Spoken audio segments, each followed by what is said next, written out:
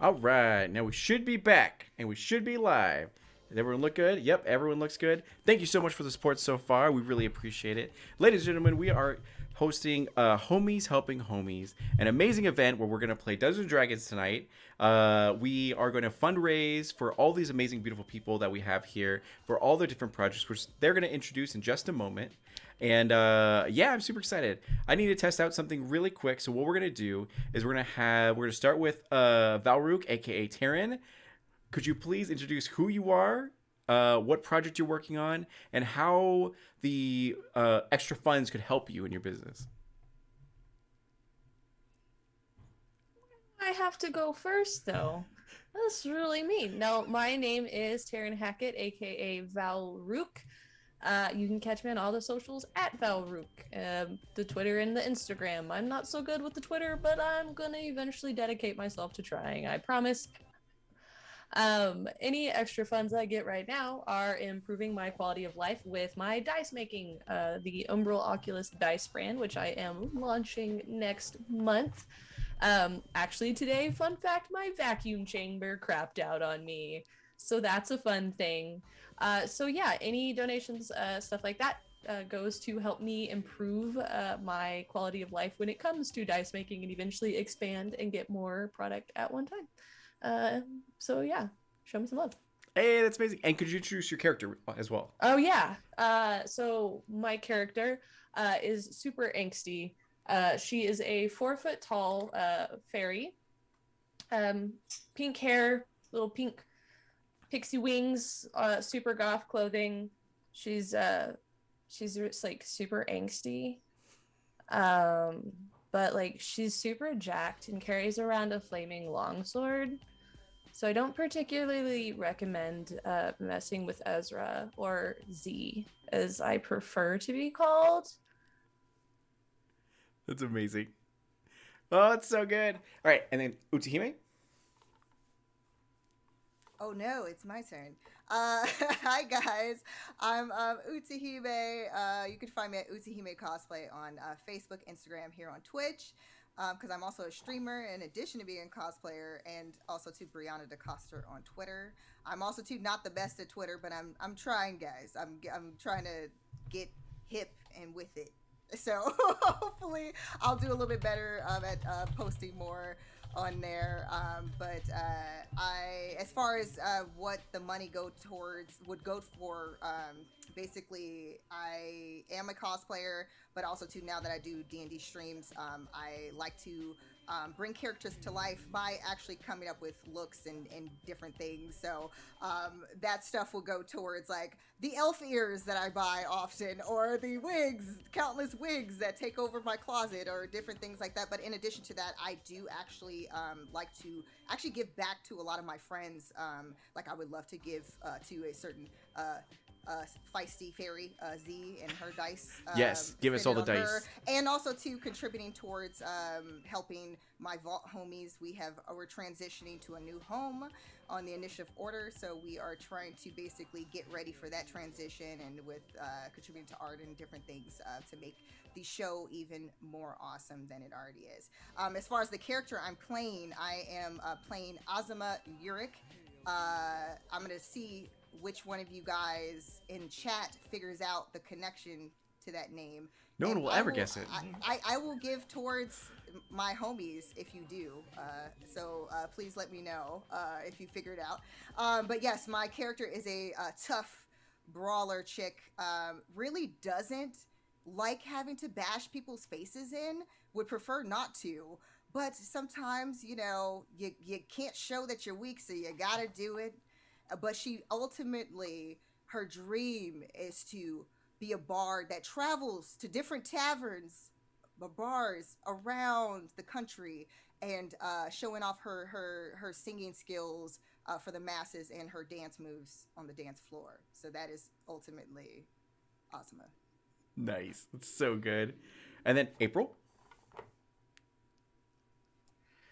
Hi, everybody. My name's April Hill.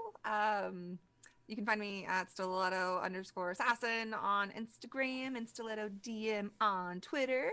Uh, I am um, what can help me out? I guess I'm the overseer for Vault. It's a Fallout campaign set in the Texas Commonwealth, and I do all the terrain. I do all the sets for it, paint all the minis, and that takes a lot of time and money. So the more of it I have, the more I can make. So that definitely helps. And and we're like Bree said, we are transitioning into a new home with the initiative order coming very soon. So I'm really happy and excited to announce all that, the dates and times, because they're all changing. And so getting funds towards character art and whatnot, and all that's going to go into that would be very helpful. So. Yeah. And then what else? There was the last one. Oh, I'm playing everybody's favorite artificer, Cayenne Peppers. Trouble doesn't come looking for me. I go looking for it. So I like to smash stuff. I got a hammer. I also have a robot that likes to shoot fire. And I have another one that likes to help people, but mostly I like the one that shoots fire. So hopefully we'll see it tonight. Oh God, I can tell that Puddin'. I did not prepare my adventure enough, so I know that all my people are gonna get slaughtered immediately. So it's gonna be so good. Okay, so one question that came up was how to donate. Is it if you look at chat and go scroll a little bit, you'll find a donation menu which has all the options there. If you click it, it'll take you to the actual Streamlabs page where you can donate through either PayPal or use your credit card, whatever you feel most comfortable with and everything. I'm gonna try my best to take all the money tonight. And figure out how much it was to be able to split it up 5 ways equally. That way, that's where the funding actually goes to. But make it as easy as possible for me, and please use the donation menu. That way, we know where it is, because the donations and all that kind of stuff in bits, that's kind of a tricky area, or subs rather. Subs and bits are kind of a tricky area, but the donation menu would help out tremendously. Oh my God, we're at $91 so far, so it's thank you guys so much. Okay, and then our newest homie, super dope. From the UK, it is 1 a.m. where you're at. Please, Valkyrie, take the stage. Oh, your mic. Yeah, there you go. That's a good start. Hi, I'm Jess. You can find me on Instagram at Rising Valkyrie. At the moment, I'm hoping I've got some few streams set up that I want to be in, and you can find those when I post stuff on Instagram. Hopefully I can be in more, and the money that I'm hopefully get from this could help me save up to go to LA actually at some point next year, possibly a birthday trip, because I've made a lot of friends through D&D and over COVID, and it's kept me sane. They've really got me through a lot, and all those relationships have meant so much to me. So it'd be amazing to actually be able to meet these people IRL. My character today is Azula, aka the Reaper. She is a cleric with the Death Domain. She's a bit edgy, but edgelord, but otherwise a bit aggravating. Might get in a few fights. We'll see how defensive she really is. Oh, that's so good. So, the reason we're doing Homies Hoping Homies is because in the tabletop RPG community, paying performers isn't quite normalized yet, and we completely understand and sympathize with indie brands and everything like that, trying to just even make it work to pay for their subscriptions and to pay for to keep everything running, that there's not enough bandwidth or budget to pay the performers, which I and all of us here can completely understand that. But if someone works hard and puts their all into something, cosplays and all that kind of stuff, they should get paid, and this is my attempt to help normalize paying performers. So really quick, the last question that I have for you guys, one by one, could you please tell me how many hours have you performed live for an event, whether it be on screen, off screen, and how much money you've made from that actual amount and everything, starting with back to Valrook? So, how long in one session, or just No, overall? over your entire life, how many times you performed? How many hours would you guesstimate that you performed, and how much have you gotten paid? Ooh. Oh no. Now, why did you do that when you know that most of us already struggle with adding up our damage points? Really? To drive that point home, roll a D100, you deserve to get paid. That's probably well over a few hundred hours. Literally just did the math because I'm a math person, in spite of me not being able to add up dice. Oh, so I'm the only one. Okay, cool. And well, I was a science person, so I had no choice. But with dice, I still can't add them up. And I've made a grand total of. That's what I thought. Going over to Utahime? I mean, I'm probably guessing around the same, maybe a tiny bit less, because I know that I think Taryn has been a little bit more than I have. I've done also too. I will say I love doing charity streams. Yeah. So so for me, like again, it's not always about getting paid, but like as far as like just the streams that I have done, all of them have been just because I love to do it. So, Yeah. Yeah. April? Oh Lord, I play D&D. I have been playing D&D almost every single night. 2 days a week off stream, and then the rest of the time it's like maybe 6 days a week, 5-6 days a week, depending on the week. Yeah. So, but yeah, sometimes it's been for charity and good causes and stuff like that. But myself, I've never been paid. This is the first time to make money And performing and playing. And I'm extremely proud to be able to help everyone out with this, because I believe in all of you guys. And Valkyrie? Most of the streams I've been in so far have been charity streams, but yes, I have earned 0 from them. But only recently really started, like a couple months ago. So I'm still a baby and a noob. You're totally fine. So you're off to a better start. The new generation coming in and like all that kind of stuff. So I'm extremely proud to have you, because you're all brilliant. You're all talented performers. You all like know the game backwards and forwards, meaning you've done research, like putting your time and energy into this. So I'm excited to actually get to be able to help like get you guys paid with this actual event and everything. And everyone in chat, these people deserve to get paid. Whatever you can offer to them, please be able to do it. And again, I saw like the huge sub train and everything, so I'm going to try to like understand how much was generated to be able to put that into the portion as well. And yeah, so to test the stream out, just to make sure that everything worked well, I donated $50. So I'm going to change this to the theme to like sci-fi. So it was really supposed to be fantasy Dungeons & Dragons. So now it's still Dungeons & Dragons mechanically, but it's going to be sci-fi. So imagine all of your stuff turned around. You can improv however you like to, so you don't have to rely on me to let you know what things are. So yeah, so let's go ahead and get into it. So you are at a space station now called Hawkgrave.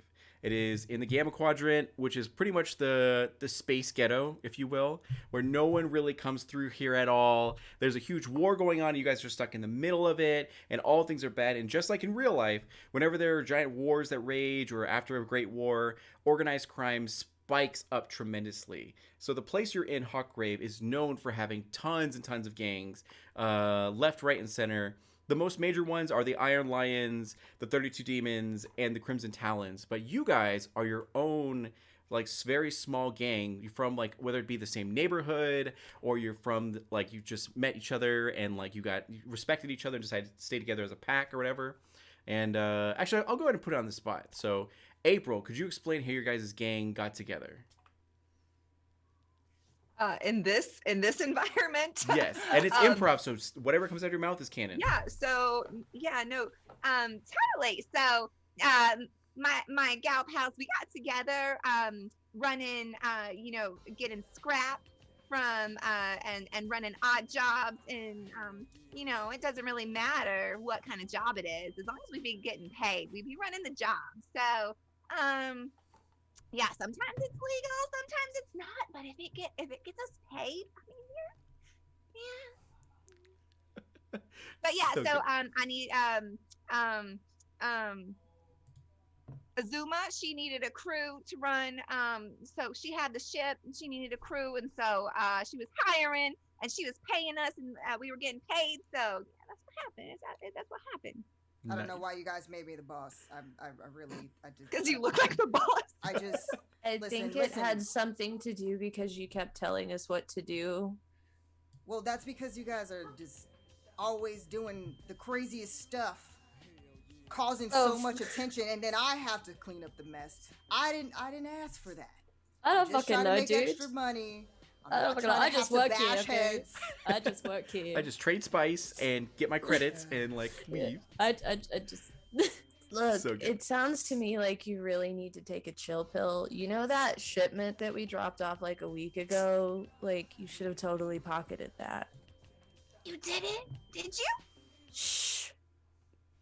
So the Come other on, how thing, long have we been at this now? actually, can you answer that, Valkyrie? How long have you guys known each other? I think it's been a good, strong 2 months now. I think at the moment, right, guys? Right, guys? That's a lifetime Good in job. Yeah, in we're Hot Break. absolutely like family now. See, I though. woke up in this cryogenic pod, like about. Why does just it feel before like that, I it's think. been like 10 years? I don't know. It's- And then really quick, chat is moving really fast. Things are happening left, right, and center. I really Oh appreciate no. it. Would you guys be able to, who donated, put in chat what you actually like donated for or got, whatever you want to, from the tip menu.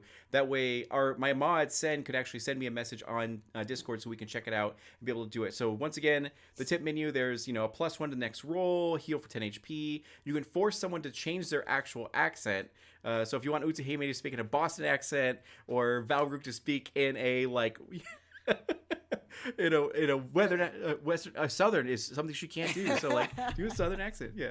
And then add happiness is make everything brighter and sunny. Add drama is something more dramatic. Sultry mode is where suddenly it's like a novella where everyone flirts with each other or whatever. Change the theme is what I did, which was change it from fantasy to sci-fi. So you can choose to change it to whatever you want to. And then $100 is Become a God, where they can worship you and they get a bonus to whatever ability score that you approve of for the rest. All future homies helping homies and all that kind of stuff. So we it's should probably mention the fact that it was totally Z's fault because she caught me coming out the shower when she saw my tattoo. She's like, "That's the name of our gang," which I feel like we're not really a gang, but But we're totally a gang now. Listen, Yeah, so, right? so Come for the on. people, in case they're not aware, because I don't like having to show my tattoo, because then that means that I'm going to basically just wipe the floor with you, and your blood will be all over the walls. It's an Yeah, eagle. I don't know but why Eagle we Fang made you is our the name. boss. Eagle Fang is, it's deep. Why it means so much to me. I'm not going to get into it. Just know that that's the name of I was our actually gang. I was actually going to tell you guys that if you didn't show up with the name chosen, you're going to be the Tunnel Snakes. And like had to say Tunnel Snakes rule, like whatever. I will say that the eagle fang makes total anatomical sense. Good thought so. decision, boss. Again, I- I'm not your boss. But okay. Eagles, should we head to the box? I could really do with a fucking drink. So it's As good. long Can I as you guys take- don't cause a singing again. I didn't do anything No last promises, time. man. No promises. All right. So And nobody hits on me. I ain't hitting on nobody. Sorry. so you I guys might. are heading to the nearby space cantina called the Sleeping Giant. As you get in there, you do see that there's various it's filled with scum and villainy. As there's a ton of like roguish looking characters from all these different smaller gangs, but this actual place is the hub and the headquarters for the Crimson Talons. The reason you're here today is because you've gotten in special invites from the vice chief, the second in command of the Crimson Talons, and they want to offer an invitation to you guys to be a part of their gang. If you join their gang, you're going to get more accolades, more money, better jobs, and better protection. Because in the neighborhood that you're in for Hawkgrave, it's very, very dangerous. It's hard to leave. It's hard to sleep. You have to sleep with one eye open and everything like that. So it's the music is going loud right now. It's going to be electro swing, because I personally love electro swing. That's like blaring through the speakers and everything. And yeah, so it's super hot and sweaty. And in the very back of the bar, you can actually see some dragonborns, as well as some orcs and a few halflings who all are tattooed up and everything. They're known for wielding katanas and everything like that. And they're just looking very fierce as they scan the room to make sure everything's good. What would you guys like to do? So first and foremost, Ezra will burst through the door casually with give her little pink fairy wings a flutter as she clearly brandishes her massive longsword that is the height of her on her back, and will walk in with the utmost confidence, like hands like up on suit, and will walk over to the nearest bar stool, kick it like back so she can hop up on there, and just like gracefully floats and sits down at the bar. And it's just like Looking super cool. Awesome. just trying to like basically walks up to the bar, just Z doesn't have to be that extra all the time, and then basically goes and like sits down You're actually at the next seat. You guys are actually pretty proud because the moment you're walking through this bar, some people are like heads are turning as they notice that you guys are the Eagle Fangs. Valrook, how are you identified? Do you wear an armband? Do you have the same matching tattoo? Do you have like jackets with the same design on it? What do you guys use to identify yourselves as the Eagle Fangs? Tattoo? We can't hear you, Taryn.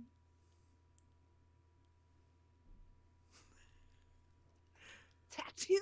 Did we get matching tattoo? Yeah. No, like I guess we can have tattoos. I'm just really opposed to branding because it's super corporate, but we do have matching tattoos. Where would it be, and what is it of? It's on our left hand. Perfect. Oh, Tara, don't do it. And it's on our left hand, and it's just like the corniest tribal tattoo running up the hand and around like our pinky finger, so that we can pinky promise. All right. So really quick, Ronan, the request $50 for Valwork to speak in a New York accent, and April to speak in an Australian accent, Ronan. and Utah, Utahime, speaking a Scottish Ronan. accent, and then Valkyrie gets 10 HP. So, not only that, this is why it's chaos. It's crazy. So also, Noble activated sultry mode. So there is now sexy jazz music that's playing everywhere. I suddenly feel really inclined to ask you, how you doing? Good day. Hey, mate. Good day, good evening, and good night. As I'd like to wish you a good night, eh? as they're having this conversation, I was outside, possibly having a verbal dispute with someone already. Okay, perfect. And so what's happening outside is that you see a few gang members from a lower gang. They're called Hector's Legion, and they're kind of like all together. They all have pompadours, and they all are like gathered around, and they're kind of like whispering to each other. What is your passive perception? Let me check. It is 13. 13? Okay. So with 13, that's enough that you actually, like, after you settle your dispute of like, fighting someone verbally, and they kind of walk away, realizing you're a part of the Eagle Fangs, where they're like, whoa, I'm not going to die today. You know, I'm good. You know, you begin to hear them talk and say, I heard that some Malaran, like, High Elf Knights are actually over at the barracks, and they brought, like, a huge chest with them. Can you imagine what's in there? And they kind of, like, talk with each other, being like, we should probably try to rob them, and like, kind of whisper about that. So you, like, gain the knowledge that something's going on in the barracks where there's a huge, like, load, which you guys know that a lot of gangs usually steal from whoever comes to your town for, like, refuge, as there's various, like, storms that happen outside of Hawkgrave, and the only place to stay is Hawkgrave. So you gain that information. Yeah. Okay. So with that information, I like. Is there a door? Oh, absolutely. Yeah. There's Okay, two so- double doors. Yeah. I swing the doors open. They walk clatter in against the with- wall. Oh yeah, and then with my hips swaying, and like flicking my hair as if I'm in a L'Oreal advert, slow mo.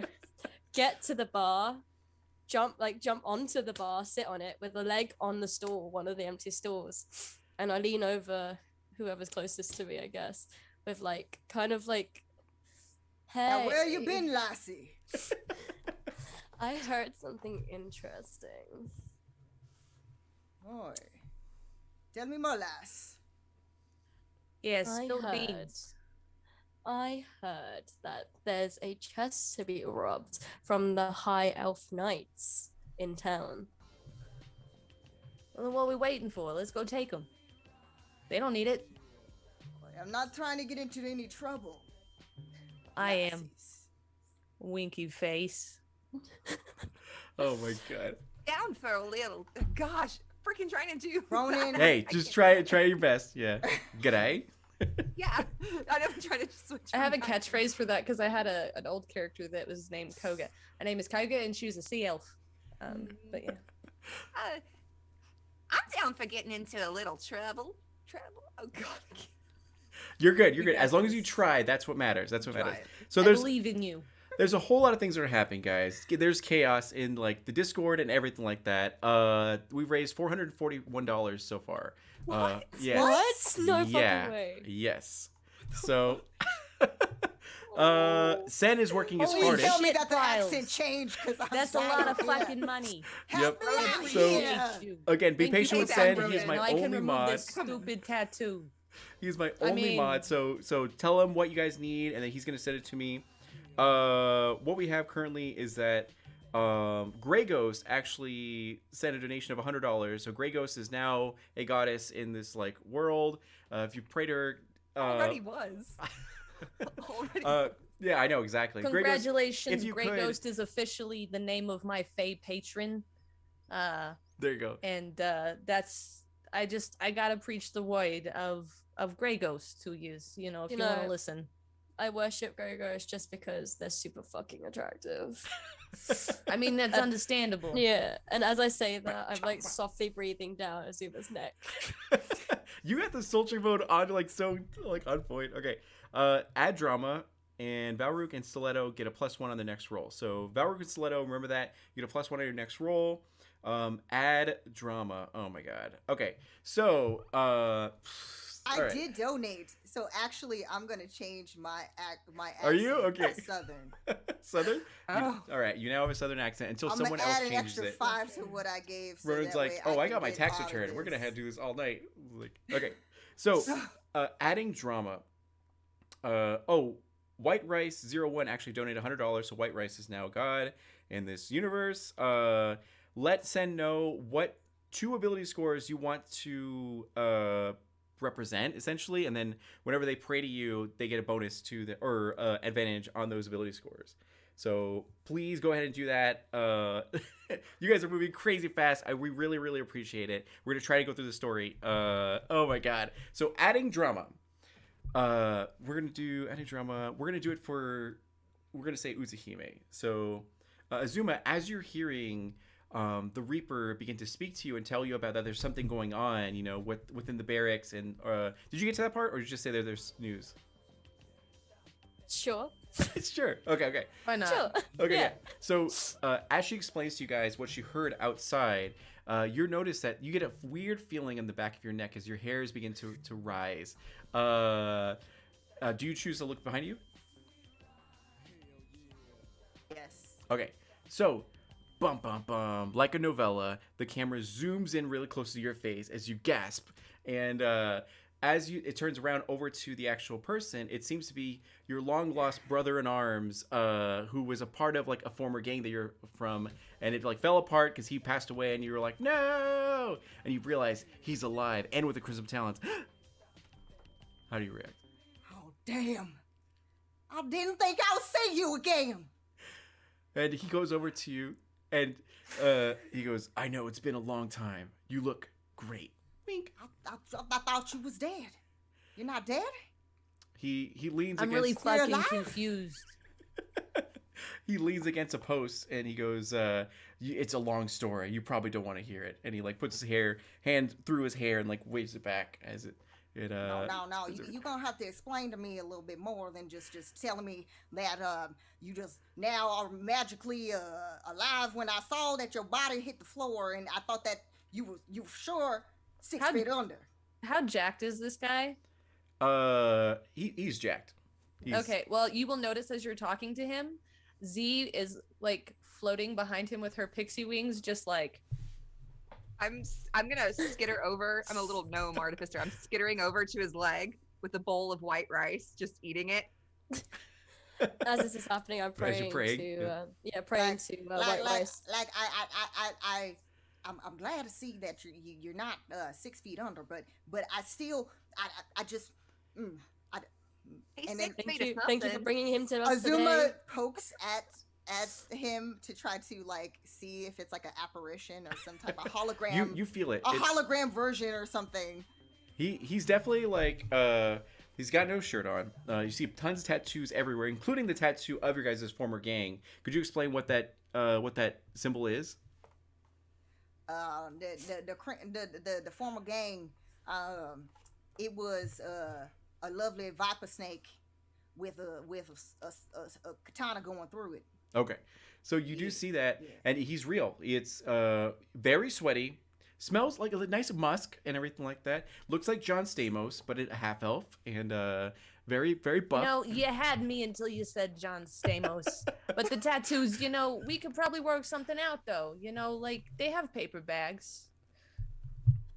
Perfect. Like I Z got does the- say this out loud, like with him completely unaware. Like she's just floating behind him and just says that like out loud, just Now, like now I got an idea because I don't know because you could be one of them cyborgs, androids. I'm not really sure, but I'm gonna make sure that you are who I think you are. Listen, only you, if you're really who you say you are, would know what we used to sing in the bars back in the day after we finished our missions with the gang. And what song you guys sing? Yes. He's like, it. As he's thinking, I want to walk up to him slowly and just kind of look him like this close to his face, right? John Stamos, right? And I want to slowly stroke his chest. It and is say very hi. slick as like And drips then from like him. lean my arm over his shoulder and lean it. I'm like, I don't think we've been introduced. He kind of looks. Now listen here, Reaper. We haven't confirmed if he is actually who he says he is, and he might do be you want one us of to them find out if androids. he's human? Yes, We can Yeah, but- provide an inspection. Oh, yeah, I'm up for that. not a bad I, idea. I volunteer as tribute. Oh God! All right.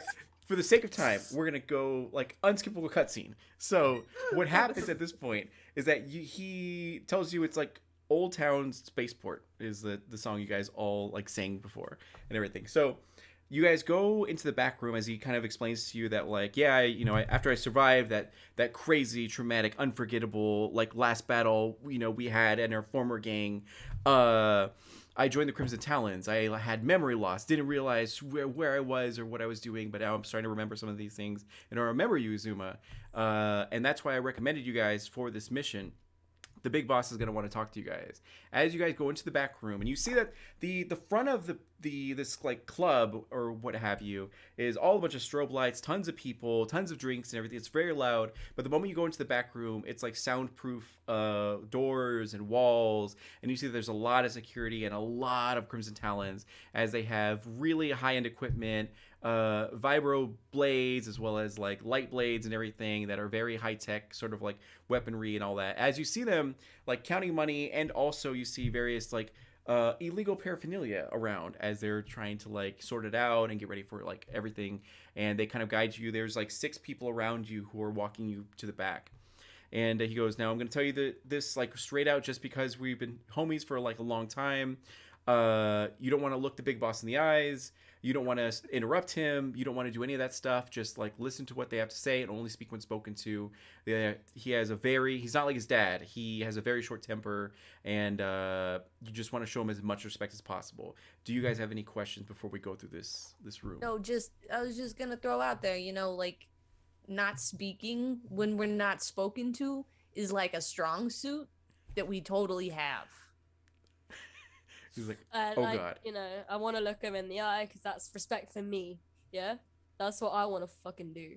So Yeah, I really would rather be singing some karaoke over in the bar over yonder. I don't really want to be here. He's like, one day, Not Azuma, just the one day. merchandise. Reaper stole a bottle from the That's all bar, by the shiny. way. You see a lot of spice around. There's a huge table filled with it. Z just like quickly floats over, licks finger, like grabs it. Okay. You do, as suddenly you can taste sound and see and see emotions as for just a brief second. Yeah, It's like like- she just that's puts the her good glasses stuff. back up, like, and just kind of like she's kind of slightly floating, like slightly sideways a little, like. Oh my god. All right. So Aloha donated $50 to change the theme to horror. So we're still gonna stick with sci-fi, but now it's like Dead Space-ish, Warhammer-ish, and everything. Oh, Lord.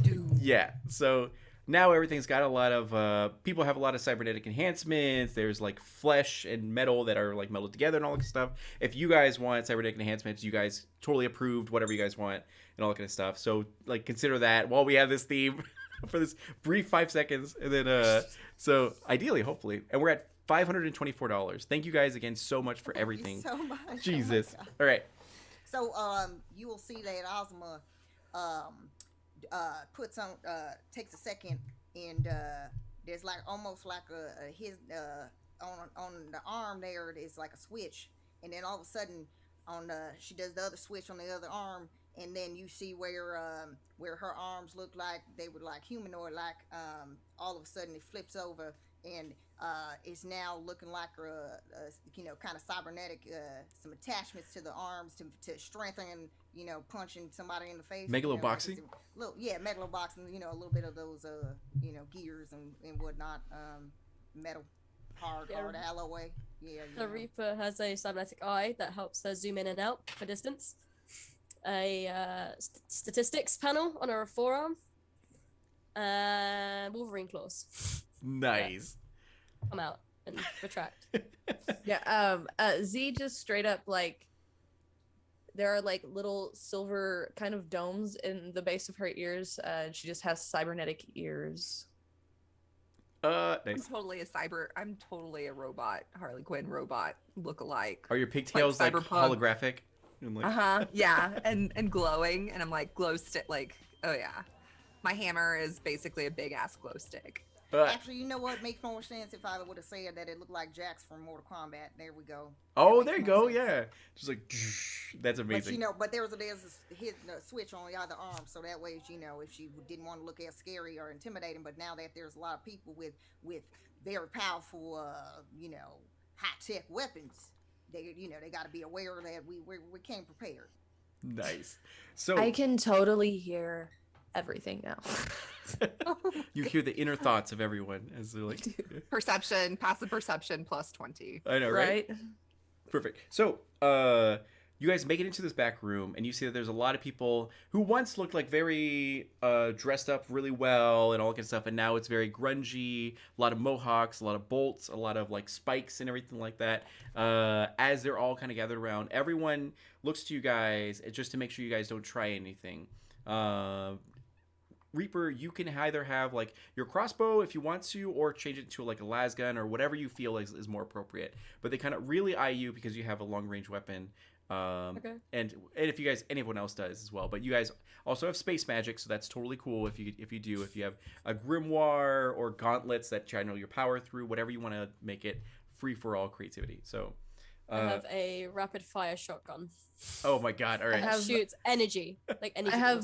I just have a lightsaber hanging out that is much actually less conspicuous now because of the sci-fi setting. So I have a lightsaber hanging out. Nice. It's just a hilt, and it's like yeah. Nice. That's Well, so cool. Ozma prefers to use her metal fists when it comes to hitting people or throwing people around. But she does on her back. She carries two laser hand axes, but of course, because of the fact that it would totally cut through her back if they were on, she just basically will almost like the lightsabers there that Z carries. She has to turn that on as well to activate their lasers on the hands axis that she throws. Nice. So you guys enter the room where you see not the big boss. You know what the chief of the Crimson Talons looks like. He's like an older man, a lot of tattoos, very old school gangster. This new guy, his son, is actually very thin, very gaunt. He's definitely like uses and abuses a lot of like spices and all that kind of stuff, as well as is a very big womanizer and has a very short temper. You've crossed paths with him multiple times. It's never gone very well. Granted, you've never like pissed him off or shown him any disrespect. You've just been in the vicinity when it happened, and it never ends in a good way because he has so much of like a retinue of an entourage with him at all times. So he kind of, you see him clean his blade of an actual like actually no, it's a laser blade, so it would just like cauterize the wound immediately. So you see the half like or mangled form of someone who obviously had pissed him off as he welcomes you in. He goes, "Oh, come on, take a seat. Like, come over here, please." As you see various seats around of a table, one of which is like half the body of the guy he just killed, and he kind of like tips the chair over so that the lower half just like falls to the ground and clatters. As Z will gracefully flitter over and sit in the chair that just had the body on it, and then just sit there. there's thankfully no blood because it got cauterized immediately, so it's like pretty nice. So and it's warm. That's why so I it's wear good. all black. There you go, perfect. I'm standing in the back, Okay, like this, just like this. ready to go. Just ready. Yeah. Yep, just ready. The- If I need to be. Okay, and then April or Cayenne. I am going to go up and ask the big boss, can I take a look at that sword? You go up there and he kind of looks to you, and everyone kind of like, you could feel the tension in the room grow immensely as they're like, "Oh shit, she's gonna die." I'm not looking at him in the eye. I'm looking at the sword. Yeah, yeah. And then so you know his name is Prim, which you can always retcon to like, you know, have called him by his name. And he kind of looks to you and kind of gives, you can feel his eyes on you, and then he kind of gives a kind of a chuckle and he goes like, "Yeah, why not?" And then he kind of hands it over to you and he goes, "You can keep it, it's fine, I got a new one anyways." And then he kind of like saunters over to and D&D wise, you can add Frostbrand to the actual like your inventory. Yeah, so great weapon, feels light, you know, it's good stuff. And so he like kind of saunters over, swags his way over to the table and sits at the head of it, and completely with the immense disrespect sort of puts his legs or feet on top of the actual table as he gets an apple, a space apple, and he like chews into it. And he kind of tells you, "So listen, my pops has a proposition for you guys. We've been keeping an eye on the Eagle Fangs for quite a while now. We like how you do things. You guys are very small, but you got a lot of heart. And my dad thinks that you guys are ready to join like the big leagues, essentially. First off, is that something you guys are interested in?" As he takes another bite out of his apple. Let me just tell him- Maybe. Let me just. I'll let my compatriots over here answer in just a second. I'm just gonna tell you that honestly, I'm ready to get out the game. Honestly, I have dreams, and people may like to make fun of those dreams because they have to deal with performing. But I think it's an admirable dream. So that's what I want to do. I want to finish one last gig, one last hurrah, as they say, and hopefully make it out alive, which more than likely I will because I'm always the last man. What the boss actually means, though, is like, yeah, we're totally interested. That's her long way of saying, yes, please, like, hook us up. As long as it's the last one, I'm done with it. They, like, last one for today. No, Like, for life. like maybe, For life. I'm done. like, life means, like, this week. Z, let her be in it. Let her be. Come on. Come on now. But, like, what are we gonna do Was without he the making boss? Was he We making a are joke all about our badass side? bitches. Come on. So he kind of laughs as he goes, "I like you guys. So you guys were born in Hawkgrave. You're gonna die in Hawkgrave. No one ever really leaves here, and you guys know that it's like a lot of systematic and caste system sort of in Hawkgrave, where you guys are the lower tier. That's why you're in gangs. There is a higher end, higher like upper Hawkgrave that are all with a rich and wealthy and all that kind of stuff. But you guys are in the lower area of Hawkgrave and everything. Also, Chills apparently just became a god. So Chills just let us know what you guys want to do for that. Okay. Listen, I pray to my deity. You may have heard him. Chills. Now. For I some pray all reason, the every time you mention Chills, I just want to start glaring. Listen. Chills. Listen, he rewards those that are hardworking and believe in their dreams. So, every day, every morning, when I'm gone and y'all like, where's she going? Well, of course, I'm doing my workout routine so I can keep this physique right here because, unfortunately, a lot of men are always after me and then I have to beat the crap out of them. So, Okay. but, Chills keeps me protected. and he also too, I've been praying and speaking with him, and he done said that he's gonna release me from this life. Okay, well, if Chills is gonna help you release from this life, is he gonna help us succeed on this job? Because, like, frankly, I got goals.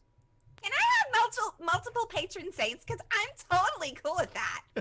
If you Yeah. want. Why not? Why not? I can only have one patron, or like I think I lose my powers. I'm not sure. I don't want to tempt Grey Ghost. It's just not a thing I want to do. Grey Ghost has been good to you. Has been good to you. So I found a better way or an easier way to look at things. So I'm going to help Stan out because it's going crazy. Thank you guys so much. So we're at $714. Oh my god, Fuck, guys! dude. Oh my god! Yep. You guys You got- are amazing. For reals, yeah. Unreal. So, Unreal. Valkyrie, because you didn't get an accent change, someone wanted an Italian accent. Mhm. So you now have an Italian accent. So we are going to add drama since Wish Warlock put that in there. So Valrook, as you look at Prim, who's the vice chief, you realize that was a dude you got drunk with and made out with, and you like met him once and you're like, oh, that's cool, and now you realize he's there as he kind of like looks to you and goes like, oh my god, Z, is that you? I don't know. Who's Z? Unbelievable. Oh my god. Did you just become Um, Mario? Is that a positive memory? It's up to you. You can either think like, oh, that was a good night, or like, oof, that was bad. I mean, that was a good night for me. Was it good for you? And he goes, I haven't been stopping thinking about you since like that magical night. I've literally looked all over Hawkgrave for you. And his like whole attitude changes as he like he has like a sort of bloodstained silk shirt, space silk. As he like gets up and then goes over to you and he goes like, oh, okay, I'm so sorry. I didn't realize the Eagle Fangs had such like class and such talent within their ranks. And then he kind of like just sits like over to you and he goes, all right, sorry. My dad wants you to go on a mission. As you guys have probably heard by now, the Malaran elves who are from like, and you know that Malaran is all like space elves, and they have a very large like empire, queendom, and everything, or empire. And they're one of the biggest, strongest fighting forces, and they're currently at war with another nation, and that's why you guys are in a bad situation that you are in now. So it's very interesting that these Malaran like servants are actually here. So he tells you that they've brought a huge convoy and caravan, and word on the street is there's one particular chest that has an immense rarity in it. Now it's going to be purple with various like traps and like a lot of things are going to be helped. So you're going to need someone with technical expertise within your ranks. Anyone who has Arcana, Artificer, perfect. Yeah, that's that'll be Cayenne over there. She knows everything as far as fixing, destroying. And he kind of looks over to Z. different things up. Are they your friends? Are they? They certainly are. And as skilled as I am with my mouth, meaning I have high charisma, they are. You're blowing my Lies. cool. Yeah, no, they're pretty skilled and they're my friends. I trust them. Okay, so he immediately changes his tune and he like claps twice as he goes like, "We need food, we need drinks, we need everything right now. Any friend of Z's is a friend of mine." As he like kind of pulls up a chair and sits next to you, and then yeah. So like fluttering over, like sitting like on his knee. 'Cause I'm like, yeah, how tall are you guys? Is like I'm 4 foot is it- tall. Okay, 4 foot, 3 foot. 3 foot. Super Reaper? I just like tiny. flutter over. Go on, Azuma. Go on. You first. No. I was pointing at you actually. 5'6". 5'6". Okay, so then And then I'm 5'11". 5'11". Okay, yeah. So it's you guys that are like pretty normal to tall height, and then it's like, "Burr." So it's, yeah. So okay. So he goes. Now you're gonna see a particular chest. It's gonna have a symbol of the Malaran logo on it, which is a shield, an old-timey shield with sort of their elven queen that was like from old times, whatever. You've seen it before. It has it's the most decked out one with a lot of technical traps and mechanisms and everything like that. Inside that chest is apparently tons of credits and tons of rare objects and items, trinkets and baubles, but that's not what matters here. There is a false bottom within this chest, and within that false bottom is what the big boss wants. So that's what you guys need to get. And he kind of looks around waiting for questions. So it's on the table. already, or no? That's what we're gonna go. No, for? you guys got to go to the barracks, and in their locker room is this chest, and you don't need the things inside the chest. You need the things inside the false bottom in it. Yeah. Do you So have a to key? do this, We're very anxious to figure out what we got to do for this I job. mean, It sounds like exactly something we're good at. I All of mean, us are very Cayenne- good at finding false bottoms. Cayenne, do you have the right tools for the job there? Do you have a key? He looks at you and he goes, "Unfortunately, we don't. Whatever's gonna happen in there, you gotta use your abilities. I do want to warn you though that you're gonna want to get a head start on this because the other gangs, the Iron Lions and 32 Demons, they're already sending representatives over now." We know that we're smart enough not to send our own forces because if we send our guys, they're gonna send their guys. So we're sending you to go incognito because although you have a lot of talent, as he looks over to Z, you guys aren't as well known, so you can fly under the radar if you get what I mean. And I can help you though. There is a very easy path to get to the barracks. It's just not going to be ideal, as he kind of dances around his words. So, Sugar, what exactly is it that you're leaving out of the story? You seem nervous.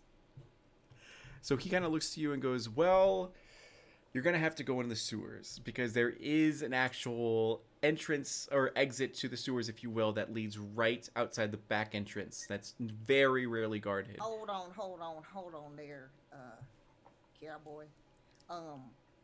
Do you see this suit that I'm wearing right here? Yeah, he looks over it. He goes, "It's a nice suit. Cannot deny." Yes, I'm. You know- I'm a woman of class, and I ain't going through no sewer. I just bought this new suit. They said that I would look more like a proper gangster if I wore one of these suits, and I just spend a ton of money. The money that we did from the last job, and now you're telling me that I gotta dirty up this here suit. I ain't scared because I can float. However, let me tell you now, if this is your last job, is it not worth it to ruin one suit?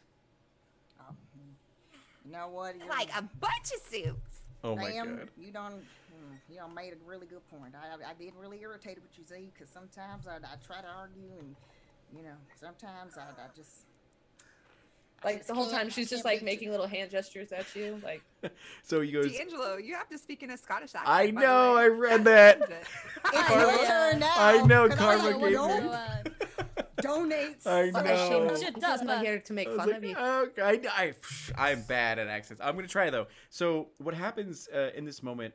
And I'll get through this part, and then I'll prepare myself mentally for a Scottish accent. So he essentially tells you guys that we can get you to the entrance of the sewer. We bought the guards from the barracks for the back entrance, so getting in and out should be easy to get into the building, but it's through the sewers. You got to watch out because a lot of lesser gangs sometimes will hang out down there. Who knows what kind of things have grown down there with a bunch of experiments and what have you. It's a hot grave. Who knows what's going to happen here. So but don't focus on the clothes. Don't focus on the ickiness or whatever, because if you do this for us, you're set for life. And not only you are set for life, but your families are set for life. They're becoming a part of our family. You will be provided weaponry, place to live, and a place in mid Hawk Grave, so you can actually have a Okay. good life. Now we're going in this trunk with the false bottom, and then we're getting the shield. What all we're getting? So he What all goes, the items? the case you're gonna want to get is purple, apparently purple and silver, and What's on the inside? the inside is trinkets and baubles and tons of credits, but there is a false bottom. And if you peel back the false bottom, that's what the boss wants. We have no idea what's in there, but apparently the big boss, my father, wants it. And he kind of looks to you and he goes, "We can escort you over." Go, Valkyrie? The Reaper holds up the finger just to kind of halt, and then she goes, "Fuck it," and then walks out the door. The gun. And then she kind of looks over. He looks over and goes like, "Well, can someone go get her really quick and guide her to this sewer? If you guys are cool with that." He looks to Z. Yeah, we're good with it, honey. I hope I make it back. And she just like touches his shoulder a little bit and like winks. Perfect. Lead the way. And then, so yeah, he guides you guys all the way over. Oh my god, there's so much going on. All right. False bottoms are all the rage. Okay. Okay. Now I'm gonna be able to write that special single that I told y'all about. I'm so excited. I'm so excited. Now I do think that fully I do fully expect a performance then before the end of our night's journey. yeah, we'll see. I'm trying to get inspired like I have from our past missions. But I think the album should be called Gangsta's Paradise. That's what I'm thinking. But again, we'll figure it out. I think that it might be changed depending on this here mission. Okay, let me go ahead and we might do another unskippable cutscene just to make sure we're on time.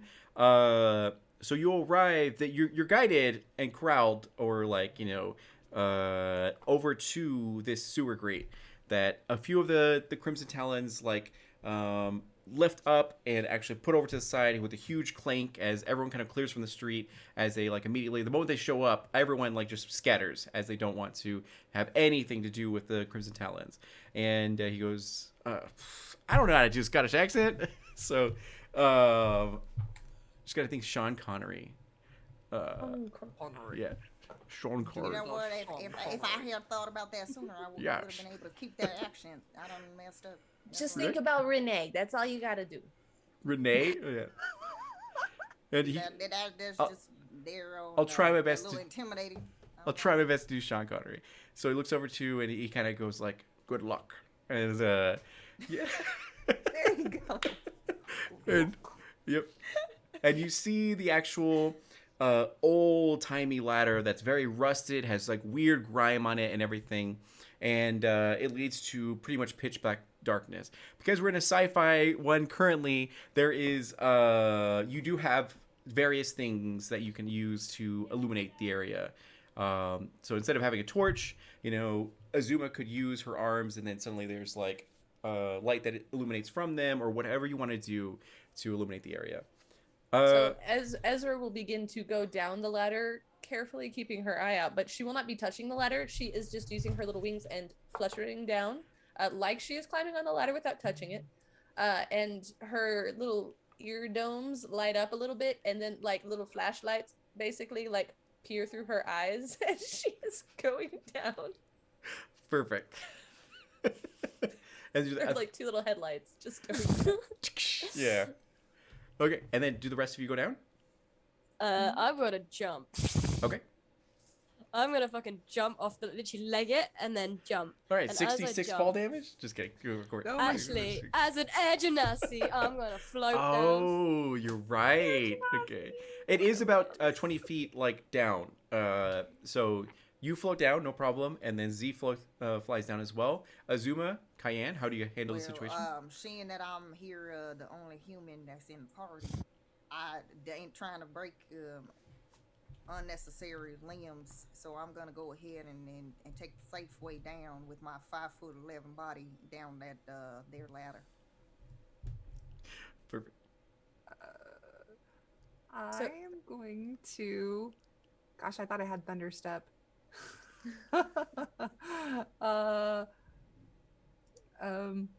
I will. Oh, I'm going to do Gust of Wind, and I'm gonna like Iron Man it down to where I'm like going to shoot the Gust of Wind down below, like underneath my feet, so that I can just float down? Okay, with perfect. Gust of Wind beneath me. So you come down this actual like ladder, and you do see that there is a huge like sludge pool, sewerish sort of thing, and there's also some like concrete or steel walkway sort of things on the sides of it all, like grates and everything. As you come down, you splatter who knows what this material is all over the walls and slightly on everyone, kind of. And yeah, you all land in the steel grate. Yes, so you do see that the room opens up into what appears to be like 100 feet wide by like 50 feet deep and everything, with another pathway on the like left side of the area. In front of you is a huge like river flowing like sewage that smells horrible. You could feel like griminess all around you as it's very humid in here. And in the distance, you kind of hear some like sounds that are not natural at all, but they're further down. What are they like animalistic? Kind of. It's like like that. Kind of Um, animalistic. Was that really necessary? You almost got like. I'm going to assume this is what it is, but I'm not gonna call it that. Instead, I'm gonna call it grossy juice. And frankly, you almost got grossy juice all up in my ish, and I do not appreciate that. What? Wait. What? Who are you talking to? I'm getting more Transylvanian. This is fucking. You're disgusting, fine. You're good. You're good. I'm specifically referring to the girl that floated down using the little gusty thingies. Oh, that was really cool, huh? I've never done that before. I can't do my character in Australian accent. I really want You're to. good. I can't. Just end everything with good day and like say vitamins instead of vitamins. Yeah. Yeah. Needless to say, there's like as she's looking at you, there are like two headlight eyes just like blaring at you. Do we see anything currently though in the sewer, or do we just hear the creepiness? You do see a lot of dead bodies that are around here. They have some sort of like ooze or sludge that's like covering their corpses. The places that there are not ooze or sludge, it's their flesh and like some of their mechanical parts. But then where the sludge is, it seems to be actually disintegrating slowly the flesh and the steel. Yeah. But Well, no immediate threat. I'm gonna go ahead and say that you know, if we're gonna do this, maybe don't let sludge things touch you. It seems to be eating them. Yeah, well, I ain't trying to mess up this here suit. I mean, I'm my dry cleaner beer from the dry cleaner down the street, up top down the street. It's gonna be really high. I can tell already because this is not a dark suit, and the slightest. As Z is looking over at Azuma, at one point Azuma kind of turns a little bit, and Z starts giggling and like motions over at the Reaper and Kai, and points, and there's just like this brown streak of from where Kai splashed on. Yeah, your suit looks great so far. I was very careful when I came down that hill their ladder, so I'm pretty sure that I've avoided any of top of that nastiness right there. I didn't want any of that on. You've done well. So moving forward, who wants to take the lead and maybe scout ahead? Is anybody a little sneaky, or? I mean, I try. I try, yeah. So I might good. As well, okay. Since y'all I love it. always like for me to go in first, so okay, Azuma and Reaper, you guys choose to go forward? Yes. All right. This room, you find nothing. No threat whatsoever. You walk around it, no problem at all. There's like slight bridges you can go across. And then you come into the next room. It seems to be half the size of the last room, 50 feet by 25 feet and everything. And it seems like a clear pathway, nothing really too big. What are your guys' passive perception? Well, right. 13. Mine is 12. 12, okay. And then 13. 13, okay. Cayenne? And 10? Z? I am looking. Hang on. You're good. Is this passive perception? This is an 11. Good. That's what I want to hear. All right. So, Azuma and Reaper. This room looks great. No threat present whatsoever. Feels like you could just walk forward and then nothing will happen. What would you guys like to do? Also, anyone in chat, if you haven't redeemed something you donated for, please put it in chat. That way we can go ahead and like get that redeemed. If you want to change my accent back to normal accent, I'm just gonna do that. It's fine. Okay. Or just do us a favor and keep making people's life hell. This accent will stick around as long as you need it to, but it'll probably get pretty grinding at some point. Or you can give me like a British accent, and I find that so fucking hard. Please make it Valley Girl or something. Yeah. So you guys are in this room without us. So me and Correct. Kai So are Azuma hanging and back. Reaper, what would you I guys want like to try to to do? look around the room, survey the room, because sometimes people pop up out of nowhere, or creatures. I And don't then know. I want to try to stealthily make sure that I'm still creepy leaping. Okay.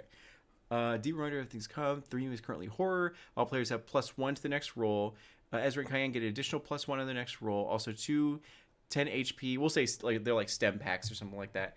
That you guys have currently in your inventory. And then okay. So Ezra will go ahead and she will pick up Kai, and she's flying around with her. Like as she picks Kai up, she's surprisingly strong. Like it is surprisingly easy for her to just pick up Kai, and they're just kind of while they're waiting in this little area, kind of like floating above everything, and she's letting Kai like poke around at the bodies. Yeah, like. Oh my god! All right, perception check for Azuma. And we'll say that Chills is the god of perception and insight. If you guys want to like pray him. All right. Can I do that too? Can I roll for perception? Of course, go for it. Yeah. So I got a near 16. 16. Okay, you succeed.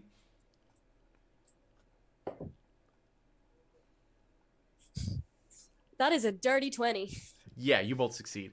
So your cybernetics assist tremendously, especially since Reaper, you have an eye implants. Yeah. So you do notice that there is a crude, old school type of trap that's in here. There's various wires that are covered with like dust and all this kind of stuff that are connected to explosives that are in this sort of like tunnel. Now that you guys are aware of what's going on, you guys can kind of see it. Maybe the light is catching on the wire, what have you. You definitely notice it. It needs to be disarmed, or you can choose to try to go around it or over it if you'd like. I whisper to the people behind, so Z and Kai, and I go because she's got special hearing, so I'm gonna whisper. Yeah, there are bombs ahead. Oh, this sounds like something you'll probably wanna go check on, Kai. They said there's bombs up there, and so she starts flying them in that direction, like avoiding all the poopy walls. Is it weird that I see them as like Rose and Jack on the Titanic? Like, is it? I don't know. That's just my imagery. Amazing. So we pop in there, flittering little pixie dust wings, glowing headlight eyeballs, and holding Kai, who looks like she's swimming. Just kind of fly over everything. Yeah, where do we need to take her? She knows bomb stuff.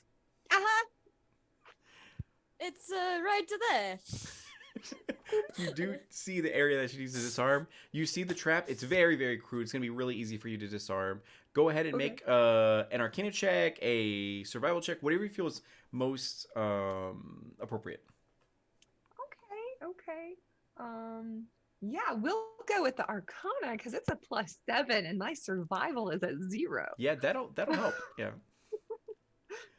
Roll. Oh no, it's a 10. A plus 10? 1 though, right? I get a +1. That's right. You do get +1 because of the +1. You did succeed. So you're able to kind of like mess up a little bit. Maybe you have grime, maybe you have sweat or whatever.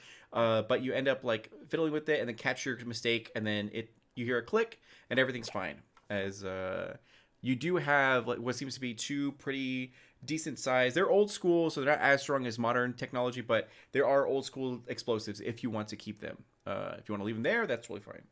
I'm just gonna put these in my bag. As she's doing that, I'm gonna Reaper's gonna take a swig from the bottle. She started from the bath. Okay. You do so. And then, so as you turn this corner, you begin. Z and anyone with a perception of 12 or higher begins to hear the sounds of footsteps and the sounds of people sort of talking. And oh god, I have to talk. So you kind of hear them go like, "We had a great haul this time," and they're like, "Ah, yes, we did." And then they all kind of like talk amongst each other, and then they go like, "Let's see what we got." As they go into a certain room, do you choose to Scooby Doo over like the corner and to look over, or do you want to just Z is like sideways floating along the wall to where like she pokes out, like headlights are off, and her little ears are probably poking up a little bit, but she's definitely peeping over. I feel like Azuma, because sometimes she had to trying to sneak away from the coppers. She's gonna take a look sneakily over yonder. Okay. I want to use my levitation spell or whatever ability, from my race. Go for it. and I'm gonna levitate sideways 90 degrees with like the piercing dark hole, like the soul of eyes. This is amazing. And then I really wish I had those abilities, but I only got. I mean, you're really strong. You can just like grip the side of the wall and then just like vertically hold it. I Yeah. do one of those. What do they call that thing when the people be doing in Venice and they be holding on to their Like pole, flag polling or whatever. flagpole, Yeah. flag. Yeah. Yeah, doing the flag. Memeing. And Old then school memeing. Cayenne? I'm fiddling. I'm watching them do that, and I'm fiddling with one of the bombs. Okay, Like perfect. messing with it and playing with it. I realize that now you're my player. You're probably gonna get me back for being pawn and doing like all this chaotic stuff all the time. So I'm like, oh god. So, anyways, all right. So what you see as you're looking over, you are stealthy. They do not notice you at this time, as they're holding like a huge backpack filled of whatever. As some of it's actually spilling out, as there's like credits, which are kind of like just like data pads with certain amounts on it. You use it, abuse it, and then throw it away or whatever. And then they have different supplies that are just kind of like dragging into this bigger room. So when you look down this hallway, there's a left path in which they were coming from, and they're going into a pathway straight ahead from you guys that enters a huge, large room that seems empty and very clean, like the cleanest place you've seen. Like the steel in that room is still steel. It's like very polished and everything. Everywhere else is covered in muck and grime and all that. And they're kind of like looking over everything. And yeah, what would you guys like to do? Can I want, as I'm levitating, I want to get into like a Superman position, and I want to like have both my arms forward, like eyes very prominent. Yeah. Okay. And obviously with like I turn into air form, which like all my body is basically like wisps and like air basically going on. Okay. And I fly straight at them, screeching Okay. like a banshee. You do so as everyone goes wide-eyed as it's you guys and also them, as you see that they are from a lesser gang, the Hector's Legions and all that, and they have their whole gimmick is just mohawks and pierced nipples and everything. So they are in this room and kind of like looking to the loot. As you look over and they look over and see you, can they see you, or are you just like mist or They can see basically kind of similar to like a spirit or a ghost. okay. Just fucking Oh, screeching at them. interesting. So Okay. I'm hopefully playing on like a fear / shock factor, giving us some form of advantage. Letting you have narrative control. Are Air Genasi minorities in Lower Hawkgrave? Are they the majority? Are they normal, middle, like, you know? I'm gonna say they're rat because I said something about waking up in a cryogenic pod earlier, so Okay. I woke up from the past somewhere. Okay. So it's very rare that you exist and everything. So they do not know what's happening to them. I'm gonna go ahead and roll. And okay, natural 20. So that's cool. And I did get a natural 20, so it's just like so. With this, they hear you screech as they fly over to you, and they kind of scream back at you as they take out their weapons and just kind of like, you know, get ready to fight. They do not fire yet because they're still trying to assess the situation. Let's go ahead and do initiative. Sorry again. I'm sorry. Sorry, yeah. So while that happened, because Azuma saw everything go down before it went down, Azuma sat down. Well, yeah, because she already knew that basically her whole outfit was gonna get ruined. She sat down, cross-leg position, then like for a second, even though we know that second isn't really that long, she was like, "Oh, great chills. God of the frosty beers and dreams, give me the patience, try to give me the strength so I don't kill these people myself." And then that's basically like her zen before she's basically Getting into combat, yeah. Who are the other gods? Grey Ghost. Yeah. So we'll do. I also channel Right, Grey right. Ghost because I am a ghost right now. Okay, perfect. She'll be of Arcana and History, and then I don't know if there's any other gods. I think there was one more. White rice. White rice. There's White a rice, that's right, beer. white rice. There's a beer god, I think. Okay. So of beer. Okay, of beer, and then we'll do survival and persuasion for white rice. Okay, perfect. Okay, so initiative checks. So Azuma. Oh, I got a 17. I believe Dang. Sin is trying to tell you you need to pay attention to me. Oh, sorry. Make it a spreadsheet. Thanks, Ed. Sorry to like rope you We into this. got this. Yeah, he was like, I'm just gonna have a chill night where I'm gonna help D'Angelo with the stream. He's like, oh god, oh Jesus, oh god. Which like Stress. I am gonna give you some. The mod's gonna need a tip. Oh, absolutely, yeah. I'm gonna Yes. give a portion of my like Yeah. cut to Sen for all this hard work because he's like Yeah, working hard right now, dude. Thank you. Okay. Cayenne. 23. 23. Okay, and then Z. I got a 21. 21. Okay, and then Reaper. 23. Jeez. All right. Between Cayenne and Reaper, who has the highest dexterity score? Mine's a 3. 3. And then what is As yours? in modifier. Yeah, modifier. Oh, +4. Plus 4. Okay. So Reaper will get bumped up to 24. So it makes it easy for me. And then, oops. Dang, high rolls. All right. All right. Perfect. So, there are 3 Hector's Legions gang members that are in here. They're, as you guys have all been told, their nipples are pierced and they have vibrant mohawks that are like cool sci-fi, whatever. And yeah, in this room, it is very oddly clean. There's not much grime or muck here. Everything's polished. Like the moment you enter this room, all the steel grates and everything look like they were new, just freshly installed, no issues at all. A lot of the walls as well are very like clean and everything, like the day it was like made and all that. Yeah, so that's what you gather from the situation. So the first one up is going to be Reaper. So you are still in your like ghost form, air form sort of thing, and you're in this room. You see 3 of them. They're all bundled together. They are reaching for the weapons, but they haven't quite got them yet. What would you like to do? So this is surprise round. I'm gonna give it to you. Yeah, let's go for it. Okay, cool.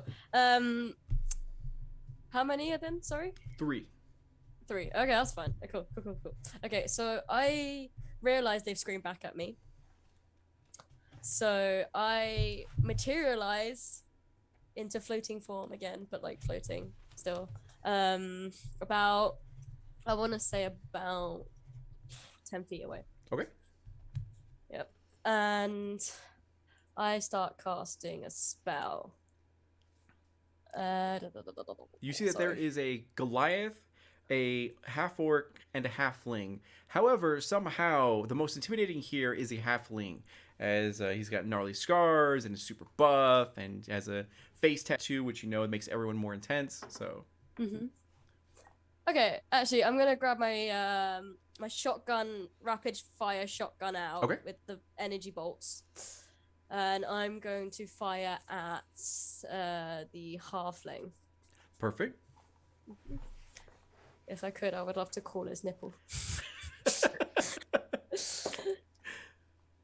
Oof. Okay, that is a 26 to hit. Yeah, you hit for sure.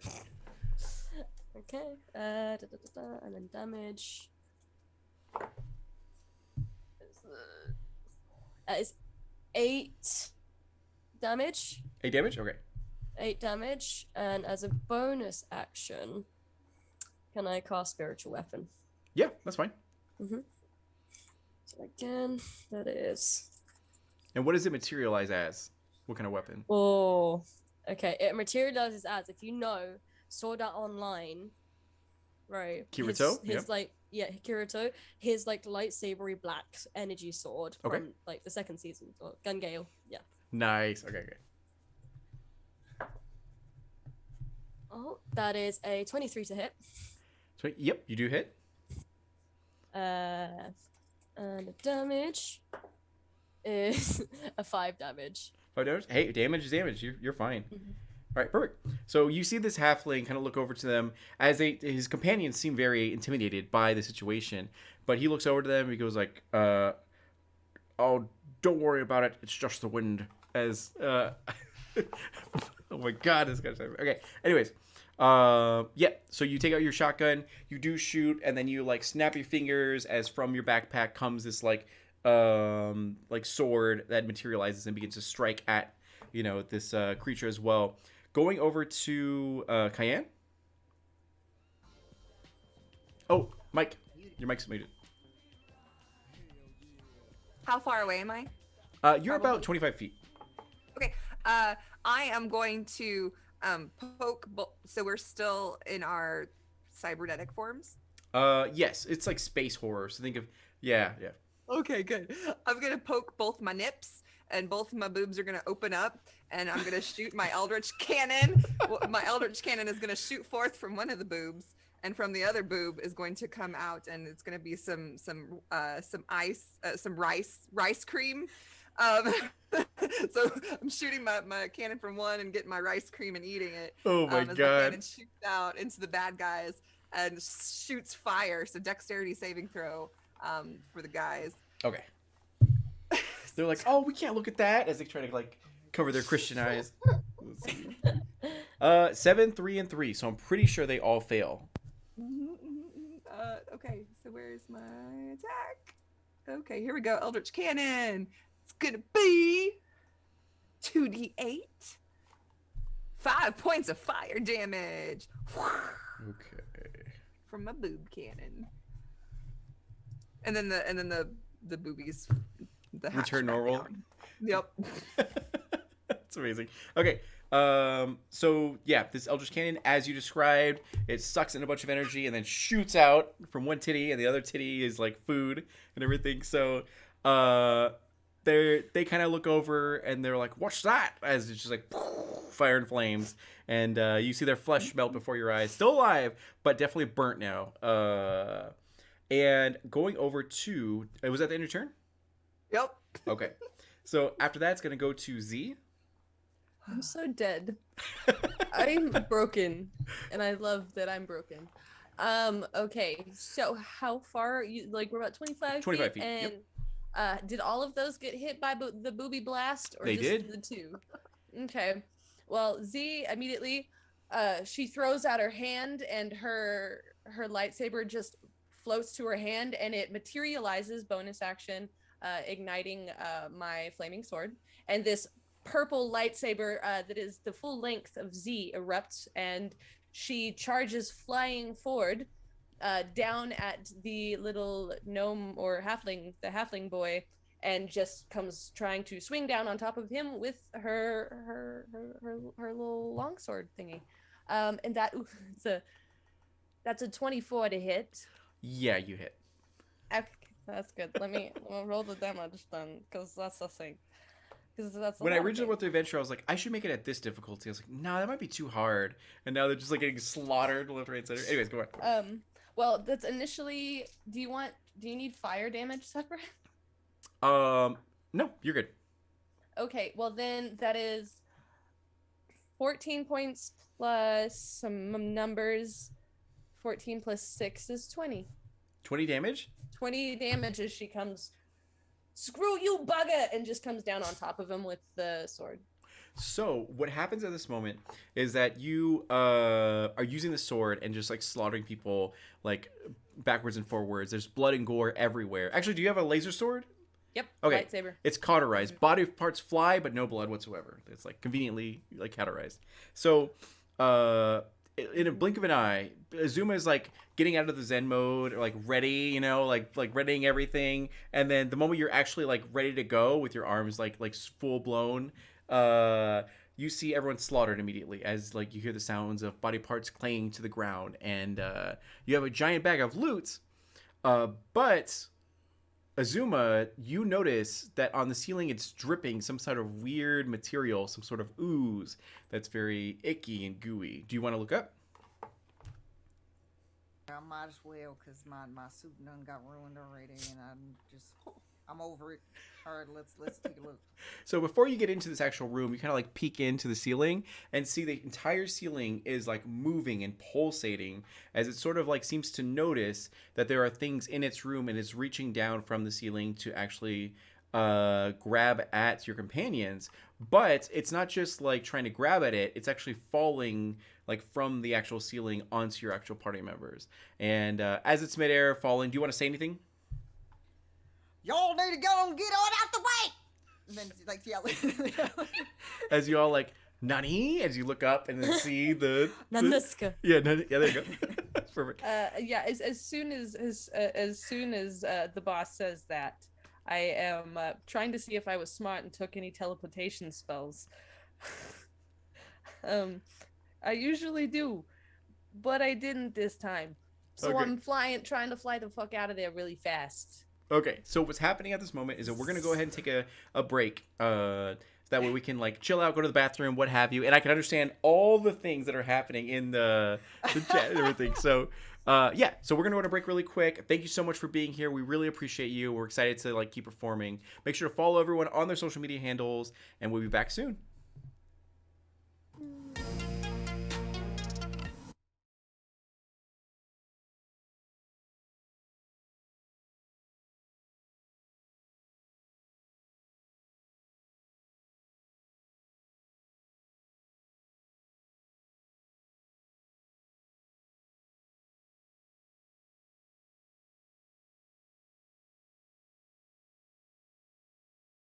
Is good. Cayenne's where she is where she is, and Azuma's where she is. Perfect. Yeah, we're good. All right, cool. Yeah, thank you guys again for being a part of this. To reset the actual room, my name is D'Angelo Murillo, and I am joined with amazing content creators, Utahime Cosplay, Val Rook, who's a dice maker, upcoming tabletop RPG author and everything. We have Rising Valkyrie, who is a streamer and a tabletop RPG performer who's amazing. And we have April, who's an amazing storyteller and a professional voice actress, and the actual dungeon master / overseer for Vault, which is going to be on the initiative order coming very, very soon. And this event is called Homies Helping Homies. It is all about helping the homies. These are all of my homies who have all of their projects, all of their endeavors and everything like that that needs funding so that way they can pursue their goals and get to their goals faster with marketing, better equipment, anything that they need to support their business. And right now we're sitting at $760 donated and like tipped. So that's a massive amount. I'm gonna take a cut of my portion to give it to Sen for helping us out tonight with like to keep track of everything. Because like I was like, oh, like, yeah, everything's like super cool. Oh, whoops, yeah. There we go. I was like, oh yeah, everything's like super cool, it'll be pretty chill. And then I didn't realize it was like, so it's like very awesome to have you guys all here and to be able to participate and help out. And we just hit $800. So like, thank you so much for donating. We really appreciate it. Everything. Oh my God, it's so amazing. And right. Would you guys like to say anything at this moment before we continue our game? I just want to say, Oh my God, You're awesome. I like when people donate the little, that was so cute. Oh, but yeah. Like what it- seriously, just like bless. Like Mhm. you guys are amazing. Like the generosity and just the kindness of everybody, and just in the chat, the positive vibes and energy that are so needed. And I seriously, this has like been the highlight of this week for me. Is just being able to not only sit at this table, have fun with friends, but also to be able to see you guys in chat who are also friends, even those that we haven't met in person.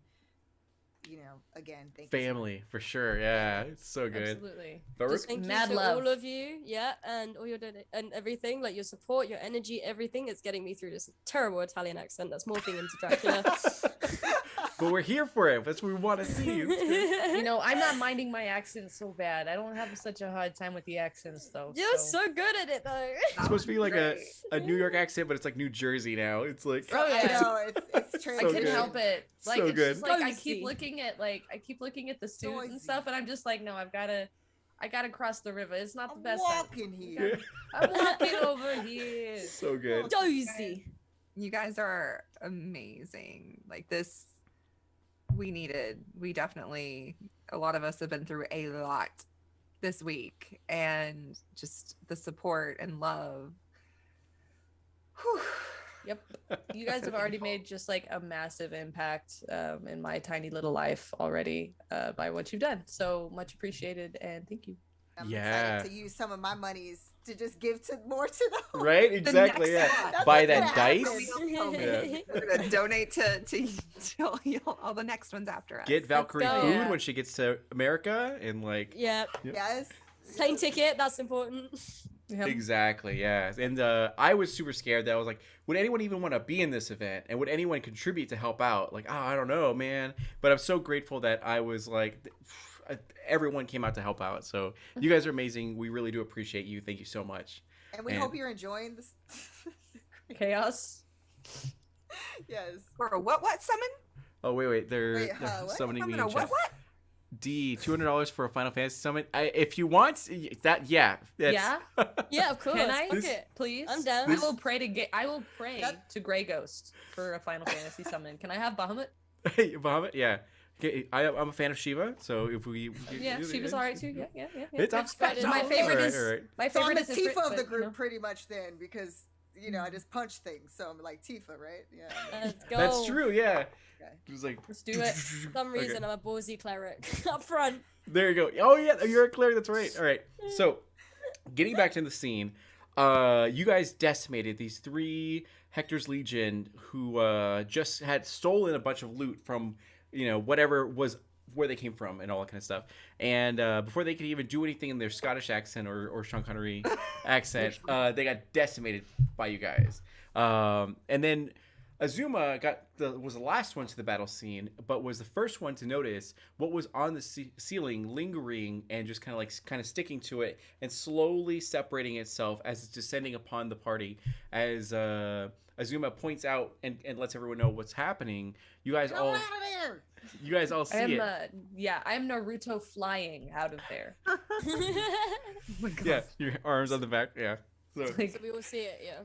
Yes, you guys all see it. For game wise, this is a gelatinous cube or black pudding, one of those creatures that is like now descending upon you guys. And what I'm going to need everyone to do is a dexterity check. No. Yep. In order to succeed, you're going to need a 13 or above. Dexterity saving throw. Wait, do I have to do it since I? You are not in Azuma's the on room. You don't outside? have to worry Okay, about it. okay, Yeah. okay. Teen. What'd you Let's get? go. 21. that's a 16 Let's go. 16. And then Kaya, what'd you get? Let's go. because my Oh. dexterity is not as high as my strength. What'd you get, Cayenne? 18. 18? Oh, you're all good then. Yeah, you're fine. Okay, so you're going to take half damage, which will be 9. You So, also, do you take it? yeah. Can So, as I fly away, as I like get out of the way, can I cast a spell? go for it. Okay. Can I cast? I yell, "Who's squishy?" Okay. Who is the squish? Yeah, who's squishy? That was it. Yeah. I cast Shield of Faith on someone. Okay. I'll Yeah, take nope. it if you want to. I mean, I'm not doing too bad, but I'm not real big neither. They're like right next to you, Okay. being like, "Oh, me, please, me." Then I casted it for you. Okay. Perfect. Thank you. And then, really quick, Sen wants to know about the Final Fantasy summon. Do you guys have any preference as who gets summoned? Shiva. Shiva. Shiva or Ifrit. I'm. Ifrit? Those are my two. Ifrit or Ifrit's my Shiva? bae. But All right. Well, I'll break the tie and say. Wait, no. Why don't we hold on? Why don't we do a Poll? A poll. Oh, look at you, big brain. Thank yeah. you. You're the boss. That's why you're the boss. Yeah. Yeah. Yeah, See, That's Big why. why The they big always brain. call me- Why? big brain. Sometimes when I pray to Chills, he just gives me all the wisdom that I need. We just summon an angry chills. Right. Just a chills like glaring with dad face. Details. Ifrit, Shiva, Odin. Sin is like, I hate you. I know, right? Bahamut. There we go. And 3 minutes. Okay, there we go. Perfect. And Mountain Taker donated $200, so we're at $1,000. Oh my Why? god, That's so dude! sweet. You didn't have Oh to do my that. Oh my god. Dude, Mountain Taker, thank you so much. Seriously. Thank God. you. Thank you. Like, Oh my thank God. you, dude. Like, you don't understand. Quit making me have feelings. I'm not supposed to have them. Listen. Look, I'll do the Thank anime God for shots these voice. glasses. I'm just gonna keep them on. I don't know if this will Like, be worth the 200, but. Yeah, there you go. Animation. Yeah, there you Nani! go. Oh my god. Senpai! That's amazing. Okay. So I think I did the poll. If I'm a good streamer, then this poll is activated. I'm not sure. Send, let me know. If not, you can totally do it. Heavy bonsai. That's so funny. Oh, I'm so Okay. sorry. Okay. I was just trying to make it fun. No, you're fine. You're good. It's easy to do a poll, but I don't know if I I did. say one, roll so a I did. d4. Oh, that's true. Oh, it did. Okay. How about okay, you so number remember. them and I'll roll the d4. I've got it. I have my The poll special. is my working, so we should be able to get Okay. results soon. So back to your guys' death and demise. special- So you're gonna Death and demise. Everyone but Azuma is gonna take 4 damage, unless Shield of Faith, does that do AC increase or does that do? Oh, does AC increase? Yeah, so AC is +2. Oh, AC +2. Okay, Mhm. to Valrook. All right. So this giant black pudding descends upon the whole room, disintegrating anything in its sort of like path, and like and you see some of the weapons and some of the items begin to just get engulfed by this actual black pudding, as it's immense. It's not even like the size of a normal sort of black pudding, because unfortunately in the slums of Hawkgrave, these creatures sometimes seep out of the actual sewers and like consume small animals and what have you. But this is larger than you've ever seen before. It's just like a swimming pool like amount of black pudding that's like crawling towards you guys in its actual ooze, gelatinous form, and all that kind of stuff. You see various body parts, and some people are actually still alive within them, or their nerves are actually just being activated as they're kind of like grasping out, or like, you know, chattering as they're crawling out for you guys, as it begins to just like creep towards you at a very fast pace. If you'd like to stay and fight, you can do so, but if you would like to run for your lives, you can do an athletics check or an acrobatics check to escape. I would like to have grabbed the bag and be making my hellish escape for my life. Okay, Can I activate the bag of bombs that I picked up? sure. Go for it. Wait. Is it the chest? Did we grab the chest? Are you getting that 20? Nice. Yep. You do grab I the don't believe the that loot. the chest Yeah. was in here. Okay, It was we just grabbed something- what we were I meant think to grab, somebody- right? Just the bag. That Or- bag of loot was what I was trying to. Oh. Yeah, just to this is not the 'Cause area I that was you're up supposed to there tell the on story, them. but So like that was what I was Okay. trying to grab the bag, and that's a natural 20 to try to make it out with my life for whichever check. athletics or acrobatics, whichever you like to do. Okay, Anyone, okay, and then you okay. said you wanted to use the bag of bombs. Is that correct? Uh-huh. Okay, perfect. How do you want to use the bag Athletics. of bombs? So I'm going to the one that I had been fiddling with. I'm going to activate it. Like if it's a button or a pull Yeah. pin or whatever it is to activate it, throw that one back into the bag and then like swing it around my head, good, and then chunk it back at the pudding, and say, "Everybody run! It's about to go boom!" And then Oh, God. run. Okay. That is a 25 for athletics because 25? I'm using one of my +1s because I want to make it even more badass. You do have your Nikes on as you are bolting through this area. No problem at all. Azuma and Reaper and Cayenne, could you make an athletics or acrobatics check, whichever? I got a 10. And My little wings. Mountain Taker, let us know what 2 ability scores you want to, or skills that you want to be represented of. If you want to do athletics or acrobatics, they could probably use it right now. Whatever you think is good. Yeah, I don't got I got a 23. Yeah, you're fine. I'm Reaper? praying. I'm praying. Oh no. As I'm running, I also bring back my spiritual weapon from where it was Okay. through the monster to bring it back to me. Whatever Perfect. It is. And then, what'd you roll for athletics or acrobatics? Me? Yeah. Oh, 10. 10? Okay. Oof. All right. And then Yeah, I Cayenne? know. A 19, and I'm doing somersaults out of here. 19? Okay, good. So all of you succeed except Reaper. But what we're going to do is, because she used the bag of bombs, we're going to say it exploded some of the actual like ceiling, slowing down the actual ooze, giving you an advantage. Please do not fail. For Reaper. Yeah, go and roll again, Reaper. For athletics or acrobatics. Heart of the cards. Make Can I sure roll to- damage as well for the spiritual weapon? Make sure to pray to chills. But to be kind to you guys, you can't kill this creature. It's Okay, escape or okay. die, whatever you want to do. Okay. was I got 18. 18, you succeed. You're good. So Perception it's one of those things where athletics. you like pull back your spiritual weapon and it like zooms back into your backpack, cutting through all this ooze for just a second, and then it like kind of goes like reforms itself. As you look backwards and see where you guys just came, there's also black ooze coming and seeping from the ceiling, and any crevice or creek is like seeping from there. And the only way out is where the Hector's Legions folks came from. So you guys immediately book it down there. The sounds of clattering steel and grates are like rising as with the impacts of your feet and everything, as except for Z, who's just flying through everything, no problem at all. And as you're getting through here, you need to make a couple twists and turns and everything as you see a bunch of black ooze just like seeping from every orifice that's around you.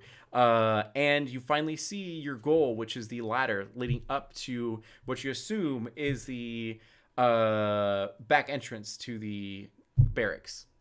Would you like to go up there? Would you like to stay and fight? Or you're like, oh, God, oh, I'm God. just Yeah. flitting my way up. Who goes first? I'll let Kai go first, as I am flying up behind her. Okay. Can I you know what? Actually, can I Leo DiCaprio like her up? Sure, that's fine. When you get to the actual grate, you remember that the sewer grate was actually quite heavy. So Cayenne, you're gonna have to make an athletics check in order to Can I lift it up. Push her Great, like I'm as so she's happy. doing it. You're like, wait. Support. Yeah. That's fine. Support. That's fine. Go ahead and do advantage on your roll, Cayenne. On then like athletics or pushing. strength? Athletics. Yeah. Which Ben Mountain Taker. If you Oh, pray is he to- the god of? Yeah. So if you pray to the god of Mountain Taker or the god Mountain Taker, he'll give you a +1 The or most mountainous of all lords. Give me strength. Oh wait, give me strength. And I, with advantage, it was a 17 what's it? plus Okay. 1. So. So, yep, with a 17 plus 1, you're able to do it. It's getting very intimidating because at the bottom is Reaper and Azuma, who's like, guys, please come on, as the black ooze is like seeping forward, consuming everything in its path. And you guys are able to get the grate off and like shimmy up as fast as possible and then get out onto the streets. You, for the first time in your guys' lives, you're grateful to find the slums or like the streets of Hawkgrave, as everyone's just kind of like wandering by, wondering what you guys are doing, coming out of the sewers and all that kind of stuff. And you guys smell horrible, like pickles. And Wait, hold Immediately, on. I Z- like pickles. Z Gross. puts Kai down and immediately sunglasses back on. You know what? It just don't smell too bad, but I mean, you know, obviously it just ruined this nice soup, but at least it smells good. I like pickles. To be fair, there's a big brown streak down your back. See, What? you didn't even You have to did it. tell. God dang it. You didn't have And to then tell me all as that. Reaper's like brushing off the crap with her gloves, just fully just like, like making retching noises. that's actually a great idea. Could you guys all make Constitution saving throws? Wow. See if you can stop yourselves from vomiting. Z voms. For Just like, sure, for blam. sure. As she voms, it's like sparkly. Yeah, It's rainbows. like pink sparkly Like, vom. yeah. Like just like like the little rainbow vom.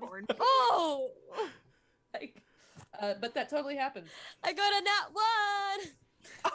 1. You barf enough stuff, Rainbow Cayenne? vom is like liquor. Oh no, it's rainbow. Yeah, for sure it's rainbow. There's no question. It's like 9 cat but the other way. Cyberpunk. Yeah. there Yeah, you go. it's like 9 cat but the other way. Yeah. Neon. Yeah, exactly. Rainbow. No, yeah. Cayenne? 16. 16? You're good. You're like, oh, that's fine. It's whatever. Azuma? I got 25. Oh yeah, you're fine. You're like, this is what I do for breakfast. So like, so you're totally fine. So half your party is collapsed on the ground, lurching over. Yeah, and the other two are like completely fine, dusting yourselves off and everything. As you look over to see the barracks like back entrance, and you see there's one guard stationed there. As he kind of like is surprised and shocked, and he kind of comes over to you. Oh God, Sean Connery. Okay. He's like, "Are you the crew who's gonna do the stuff?" That we are. You actually have something rainbow. He's like, "Bleh." All right. So, he goes, "All right, then you're gonna come with me," and he kind of like gestures you over and kind of pulls out like a handkerchief, a cyberpunk handkerchief made out of like whatever, and hands it over to you to wipe your mouth from your grossness.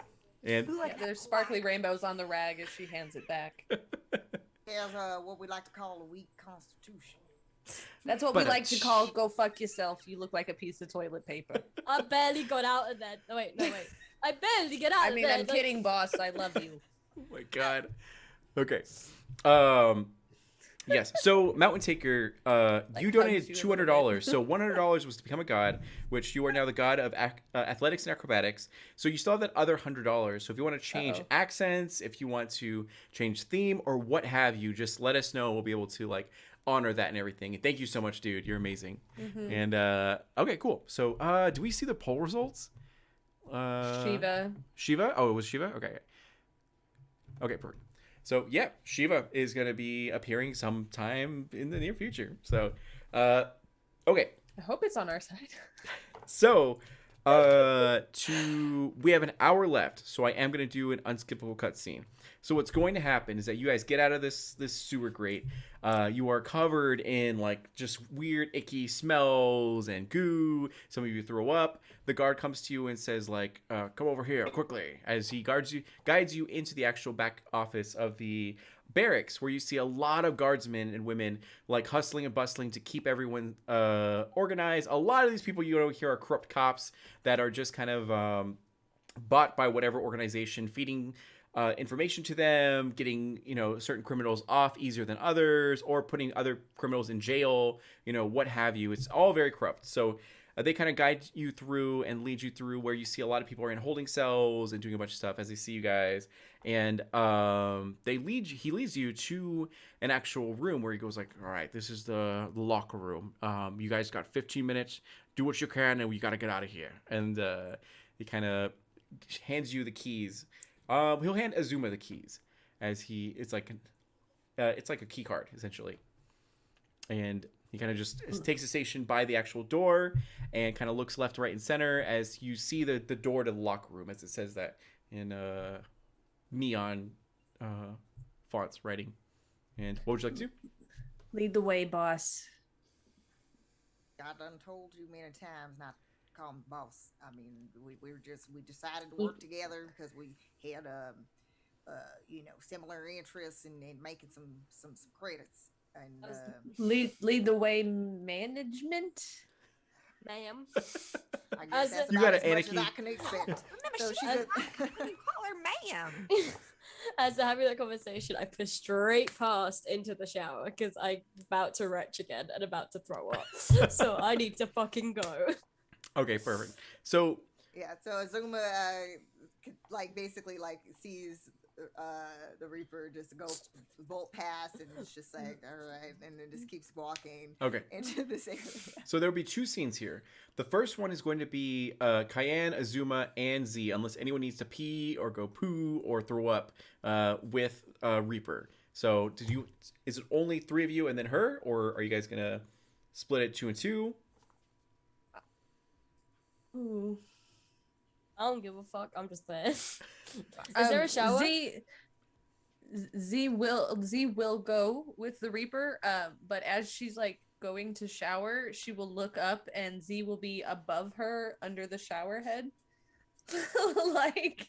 So what taking- what happens in this moment is that you do see bathroom stalls that are nearby, specifically for the guardsmen and women. As Azuma and Cayenne, you use the key card to enter the actual locker room, and where you see a giant sort of warehouse where there's a lot of narcotics, there's a lot of weapons and all that kind of stuff that's in this locker room. And in the back of the room, you see your target. You see a very large purple case with a old-timey elven shield on it, with the symbol of the Empress, the elven Empress on there. Meanwhile, in the bathroom, you crash open the actual, well, I guess it's futuristic, so it's like Star Trek, the doors slide open sort of things. And you walk in there, and you see the bathroom is filled of female and male and non-binary elven sort of warriors that are kind of relieving themselves, doing whatever they need to in here. But the bathroom is filled of 9 soldiers who are decked out in armor. They're all elven. You've never seen an elf in your life before. Velric? So at that point, she sees this and is just fluttering back and is now going towards the boss. Yeah, she's just "Never mind." Wait, no. wait. Are you buck naked? No, no. No, you do see No, that she's there are. buttoning back as she's like coming back. Like Never there was mind. definitely some unbuttoning, but it's gone back. All right. So like as had to she's check. coming back, it's I like had to cheer. So you do see in this bathroom now you're alone, Reaper, with 9 soldiers who are like totally decked That's out. fine. Yeah, it's That's fine. fine. It's fine. It's like a Tuesday. Yeah. So okay. you do see various stalls and urinals, and you also see shower rooms that you can do whatever you need to in them. What would you like to do? I dart straight for the shower while I'm like unbuttoning my trousers, doing what I need to do to get there so it's easier. And I Okay. get butt ass naked by the time I get there. No worries. And then, so one of the like guardsmen from the Malaran army, which are the high elves and elves, who came here with this convoy and everything, totally decked out, super rich and all that. They kind of look over to you and are like, are you all right? Oh, I don't even know how to do this with this accent. Do you need and change his accent. do you need yeah, right, there you go. Do you need assistance? Are you okay? Are you gonna die? And I just hold my arm out, right? Wait, what do they look like? They are various skin tones, but they're usually very slender, taller than normal, have like long ears and everything, and very like silver white hair, with various like tattoos that are on their faces and everything. Yeah. Are they attractive? Most of them are. Yeah. Okay, fair enough. Alright, so I get in the shower, right? Mhm. And I'm just basically rinsing as much as I can, washing off my clothes, especially my leather jacket, right? And I'm like, yeah, I'm good. I smell like shit. And then you see them all wince as they are like, oh, as you look at the ground as the water like hits you, and there's just all this like the water's tainted with this like brown blackish muck that's all like struggling to get through the actual grate and everything. Yeah. But once I'm like clean, right? Once I'm like very, very clean, is there like a wall separating the bathroom stalls and like the toilet Yes, stalls and yeah. shit? And the changing room? Yep. Okay, cool. So I go and I lean on this wall, like butt ass naked. Yeah. I'm like, how is it going? Flirting while Italian, nice. I like it. So it's good stuff. And they immediately when they see you, do you use any? There are towels around and everything like that. But if you don't use a towel, they immediately are like, oh, as they kind of like look away and all that kind of stuff out of respect. And they're like, we're fine. We're just gonna relieve ourselves and go back to guard duty. Here, I think you might need this. As he hands you like an actual stim pack, which is like a normal potion and like a health potion. And he goes, it usually helps with the nerves. I get space sickness, so you might need it. To change accent to Russian. I don't even know how to do Russian. Who Jesus. It's That's Wish the more guy, luck. Yeah, there you go. Duh. Yeah. So Just think about Jinx and everything will be fine. oh yeah, right? There you go. Da, darling. Okay, well, oh my god. I Just say, say I say grazie, and I pick it up. And I'll just down it, So- right? I down it, So he'll and I say, vaffanculo. And then I put on my leather jacket and some spare trousers I had from my equipment, my backpack. Yeah. But nothing else underneath. Nothing else. And I go up to like the most attractive person, right? Just general. And I say, ciao. like, oh my god, I was in, Bella. It's Austin. It's Ciao, Austin. Bella. It's Austin. is it? Okay. It's Ciao, awesome. bello. Either one. Bello. Bella. Bella. Yep. So she actually like looks to you and goes, what did you ask her? How she's doing or anything? Ciao, Bella. Come stai?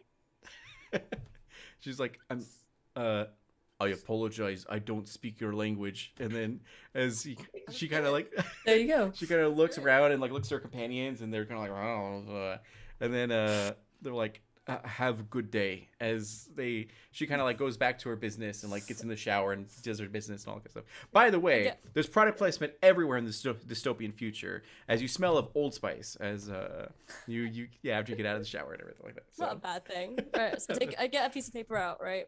Write down my name and number. Stick it on the front of that door or whatever, on like their shower Duh, door. okay. Or on the wall, whatever. your data pad, yeah. And then I say, oh fuck. Hold on. I That's know a this strange is- phrase. Oh, fuck. So good. I say to myself, I whisper under my breath, "Mueve y culo," which is move your ass to myself, and I walk the fuck out of there back to everyone. Perfect. Okay. So, while she's gone, you guys will actually be in this locker room where there's a giant warehouse of narcotics, illegal weapons, and all the sort of stuff that's being held by these criminals and everything, which is kind of like a treasure cove for you guys. Granted, you've been arrested multiple times. You guys have all like wanted posters and bounties, but thanks to the assistance of these guards, you're able to get through to this area. You are now standing in front of the actual purple chest that you are here for. You see, just as they said, there's a lot of techno babble mechanics that are all over this, data pads and everything like that, and it looks pretty intense. Now, Cayenne, do you remember what I told you back in like 2 months ago when all that stuff went down at that one mission when you just had to set off all those bombs and then blow people's heads off? You remember that? Listen. We gotta do this stealthy like. So I'm gonna need you to use your skills, but a little bit more subtly. So I can't bash it. I mean. Why can't she bash it as I pop up randomly right behind you? See, you're gonna have to stop that because you know that I sometimes have a backhand ready. So you're gonna get hit in the face one of these days. You gotta tell somebody when you're coming up on it. Hey, boss, I'm coming up behind you. Can That could have been the end of your life. Your little fair life would have been gone if I had backhanded you. Just saying. Like just Tinkerbell, like pixie dust. Like. Now back to the subject at hand. The subject matter is we need to get in and out of here quickly. So we need to try to get this here chest open.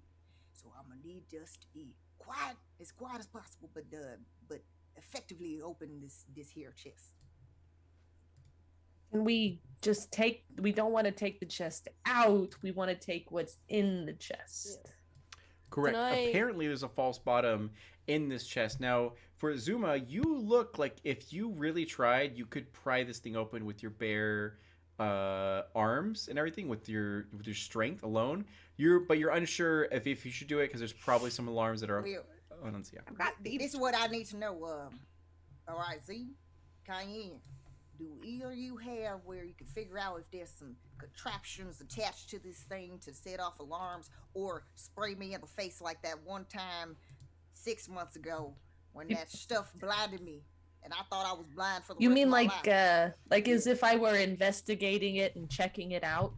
Yeah, Or if but I I'm hit trying it to with my figure- hammer. You got the spells that do the fine traps of some or the other. I don't know. have skills that say I can on a scale of 1 to 10, I got 5 extra looking at stuff skills. All right, well, just let me know because I mean I could pry this open. That's another way. I will immediately after that like hummingbird flit over because I refuse to touch the ground, and I will investigate for traps. Perfect. Investigation or survival, whatever you feel is most appropriate. I would say I'm gonna just be happy with it because it's a 17 plus 5. Okay. Which is a 22. With the 22, you examine this piece of technology, and you do see that it's heavily armed with what appears to be some sort of weapon that's attached to it. There's also an alarm that will sound off, and it looks like there's a series of like locks or codes that's going to be need to be tampered with. I convey all of this as I am like hummingbird flitting all around it, like as I am hovering and just poking around. Yeah. It is like fast and ridiculous.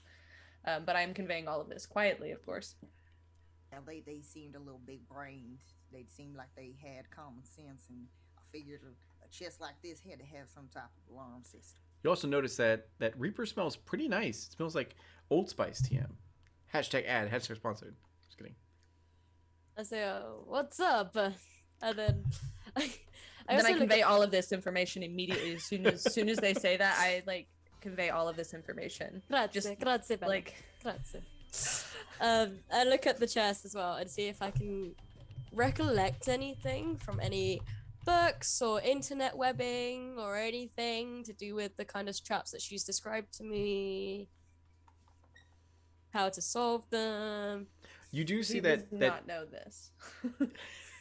with a high enough like skill check, you should be able to get through some of the actual mechanisms and traps, or you can brute force it if needed.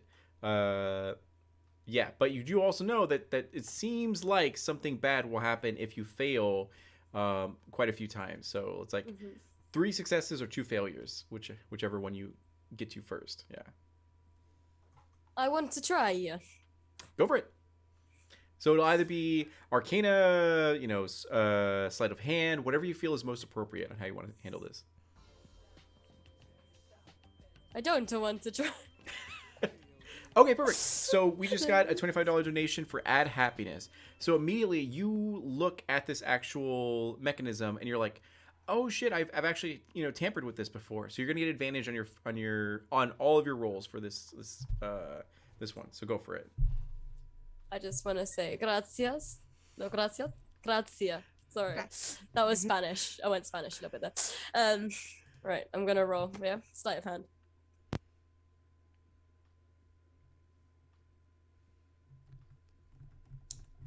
I'm also, as they're poking around at the chest, I am then floating up and away, Yep. slowly.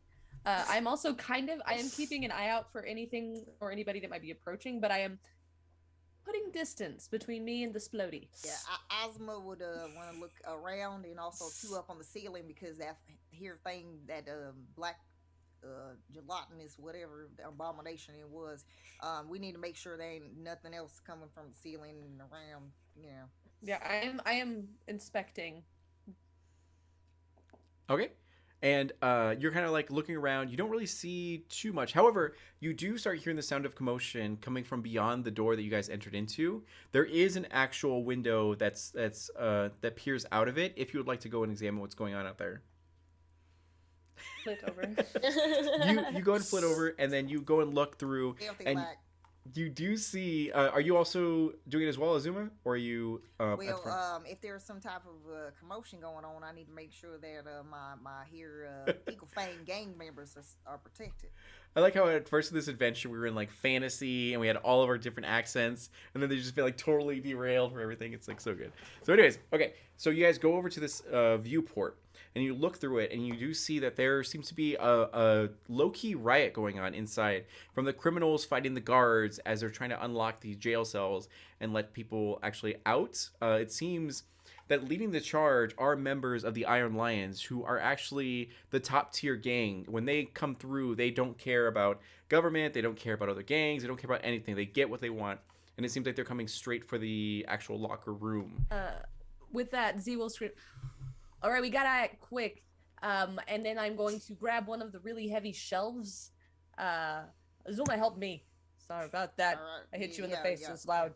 And grab the shelf and like starts jerking and All pulling right, it. listen, all right, I Like, see so you. this little tiny flying fairy person is pulling the shelf and it's moving. And I'm pushing the other end. All right, we're gonna- If we need to do a roll for it. Yes, we're gonna have Azuma do a athletics roll with advantage, and if you pray to the almighty Mountain Mountain Taker. Taker, yeah, we're gonna say you get a +3 Guide us, to mighty it. mountain taker. Help us move this stupid shelf so we don't get killed by no jerk faces. Filled of Move narcotics and mountain. everything.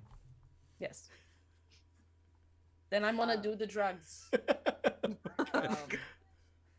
I got they are 23. Yeah, 23 works as you guys muscle your way over with this huge like shelf, and it clatters down, making a barricade, buying you some time. As you look through the viewport, and there's a lot of commotion, a lot of bodies between you and the Iron Lions, but they're coming through with their fur coats and their like wild hairstyles and everything, and then their arm blades as they're just slicing and dicing anyone that comes across their path that is trying to stand in the way. And yeah, so going back to the chest, Reaper, would you like to roll, or Cayenne, would you like to assist at all? Yeah, I've rolled my first ones, so it's up Okay. to you if you want to help with that as well. Perfect. Just keep helping. Let's Yeah. get this. Like, So what is the help? Like what does that give me? Oh, well, I've what- got these tools and Tinker's tools, so whatever you're doing, I'm like, We got This is this. like- Yeah. So Yeah, I'm like instruction manualing you. Okay, like, cool. so we'll say you guys "Give need it a little time." you guys need 3 successes. So why don't both of you roll whichever you want to? With both of you have advantage, and that'll count towards your successes. Yeah. Okay. My first roll was 23 with advantage. All right. Succeed, and then Cayenne. So just with advantage. Correct. Yep. Okay. And I think the I don't know if Gray goes. Yeah, go for it. 23. Oh yeah, you succeed. So 2 successes, 1 more left. You guys can both roll again if you'd like to, or you can Come I don't on, mind. Reaper. Come on, Peppers. go for it. Wait, did the two of you together make a ghost pepper? But Ooh, that's extra oh spicy. my god. I rolled a 14. Okay, that's a Got 14. a 14 You guys both have 14. okay. Or actually, that with advantage. Though With I did advantage? get 22. okay. With advantage, you got But- 22, so you succeed. Yeah. Okay, good. Yeah. So as you guys are kind of like, what is it, CSI Miami, being like, we gotta hack into this thing. Let's both type on the keyboard at the same time. It's like you end up actually being able to get through it as you hear a series of clicks, beeps, and you see things begin to twist and turn as gears are chittering and chattering, and then it finally clicks open. Having a very epic neon light strobe light things, and like smoke is coming out of it and onto the floor as you open it up, and you see an amount of credits that you never thought you'd see in your entire life. There has to be at least like 500,000 in here, and not only that, but you also see various like weapons and jewelry and all this sort of stuff that just makes your jaw drop open. Now you remember the mission that apparently at the bottom of this is a false bottom. That's really what the big boss wants from this whole situation operation. So in order to do that, you're gonna have to like take off all the credits and all the stuff. Yeah. And do you choose to look at the false bottom? Yeah, I start shoveling out shit. Okay, perfect. Take out a plastic like Walmart sack, branding. Get ready. And then like, or let's let it be Target. Yeah, there you And then start taking all the junk in it. go. There's my As car this is payment. as There's this my is happening. mortgage. Mamma mia! There you go. As you hear this, you guys at the who's like observing the front door, as you're getting closer and closer, you can hear the sounds of clattering as you look back and see tons of credits just sprawled out all over the place as they're trying to like fill their backpack and as well as clear out the actual chest. And you finally cleared out the chest, and now there's the false bottom. With a bit of prying from like a blade or what have you, you're able to find the actual gap and then pop it open. Where at the bottom of this actual chest, you see what seems to be a 3-month-old baby, which is being like kept alive through various magical means and space means, as there's like oxygen being like cast through here, and there's runes that seem to be on this actual child, which seems very odd, but it's sleeping peacefully. There's also conveniently a baby Bjorn. So you notice that this is a child that looks to be half elf-ish, and you're unsure of what this actually like means at all. But apparently this is Grogu. Yeah, there you go. Baby Yoda, Grogu. So apparently, when I was writing it, I was like, "Man, this sounds like the Mandalorian." I was like, "Oh my god!" So, I love it. Yeah, So- except instead of, they get stuck with us. yeah, right, exactly. This is the way. Yeah, this reminds me of that that movie we watched that one Saturday when it was like the group of guys, and they went on a trip to the place with all the casinos, and they was drinking a lot of things, and they got a little too drunk, and then somebody That- ended up with one. That of those wasn't a babies. movie. That was us. Yeah, Oh. that was Tuesday. It was- That's okay. All right. Yeah, I forgot about that. I must have. That had was because the whiskey. Reaper thought it was a kitten. Yeah, I had that Tennessee whiskey. I think that's probably why. I So, Uh, go for it. I'm gonna, if it's okay with everyone, but I'm gonna take the baby and then it needs to help to breathe, right? Evidently. Yeah, it's breathing quite fine. It seems like in the bottom of this there was enough like technology and everything to produce enough air and to produce some supplements and everything like that to keep it quite healthy. Yeah. Okay, so if it doesn't, okay, I'm gonna put it inside my air body. Okay. in my chest and then zip up my jacket to hide the baby within, to carry it within basically, so they get a bit more oxygen out of it as well, out of Sure. my body and shit there- like that. And there is a baby Bjorn conveniently in the bottom of it too, just in case anyone wants to grab that. It's just inside the. Yeah. Oh yeah, I'll take that. All right. And I basically shut the false bottom. I cast light on my empty bottle now that it's finished. Mhm. Put it in the chest again, close the chest, try and make sure that it seems locked. And I don't know what that would do. I don't know. You do try to close it, but it doesn't seem to close as well as it did before. Like it seems like it's going to need a little bit more input to actually close it fully. At this time, what happens is that Azuma and Z, you guys actually hear the sounds of them getting closer. Do you look back through the viewport? Oh yeah. Okay. Z is not Yes. leaving, like hummingbird watching that. Like. Okay. Yes, sir. Yes, sir. So what happens is that you guys look back and you see the Iron Lions are like, "Come on, bring it through. We got to get through this door." As you see some guards are like running for their lives now. As you see a giant repeater cannon, which is just a giant like minigun essentially, that's being pointed in your direction at the actual door. They don't notice you guys, but they are notice you guys. The gun is right in front of the door as they're like firing. Guys, they're about to blow this this door sky high, and Z is Yeah, well, we need to get up on duck out and of here. hide. Okay. Let's go. So what happens is that, and there, you look around, and there's no way out of this room. It's just the way you came in, which is where the repeater cannon is actually facing right now. As you hear it begin to, Azuma? What's in the area? Is there like some area we can hide behind? Anything that's There are like, certain cabinets shelves. or They're something? like repo or like or I guess repoed. I don't know, vehicles and everything like that are kind of like sprawled around this giant warehouse and everything. So it's well, I guess not a giant warehouse, but it's like 200 feet wide by 300 feet long and everything. So there's quite a bit of room, but there are things to hide behind. Yes. Yeah, so Z is, as soon as she sees this, she's telling everybody, duck and hide, they're about to blow the door down. And she bolts and hides on top of one of these shelves because she is little behind a box. Okay, so you hear the sound of the humming as like as it begins to pour into this door that turns it into Swiss cheese. I need everyone to make a dexterity saving throw. No. Oh no. Mamma mia. Mama. And if you guys have plus Hey. ones, feel free to use it if you need it. Okay, that's good. Then I am. That's a 20. 20. Okay, you succeed. You're gonna need a 15 to succeed this one. Okay. That's what I rolled. May I You roll a succeed? stealth to hide? You're hiding as you're just like Okay. praying to Grey Ghost as I am. Reaper. Hold on. I had to figure some shit out. You're good. Is there anyone to pray to? Anyone? No? Okay. We're gonna say Grey Ghost is the ghost of deception and stealth. So if you want to pray to Grey Ghost, you can. Okay. And that gives me +1. We'll say +3. +3. No, it doesn't matter. Right? What did you roll? As this happens, I'm gonna, Okay. as a thing, I'm gonna cast Shield of Faith on myself and the baby because I don't want to fuck up some shit. Okay. And I'm just gonna try and tank it. Essentially, I'm gonna turn around with my back To to hold it? the Yeah. gun. Yeah, and protect the baby basically Perfect. because I got an 8. An 8. Oof. Yeah. All right, Uh, and then Azuma.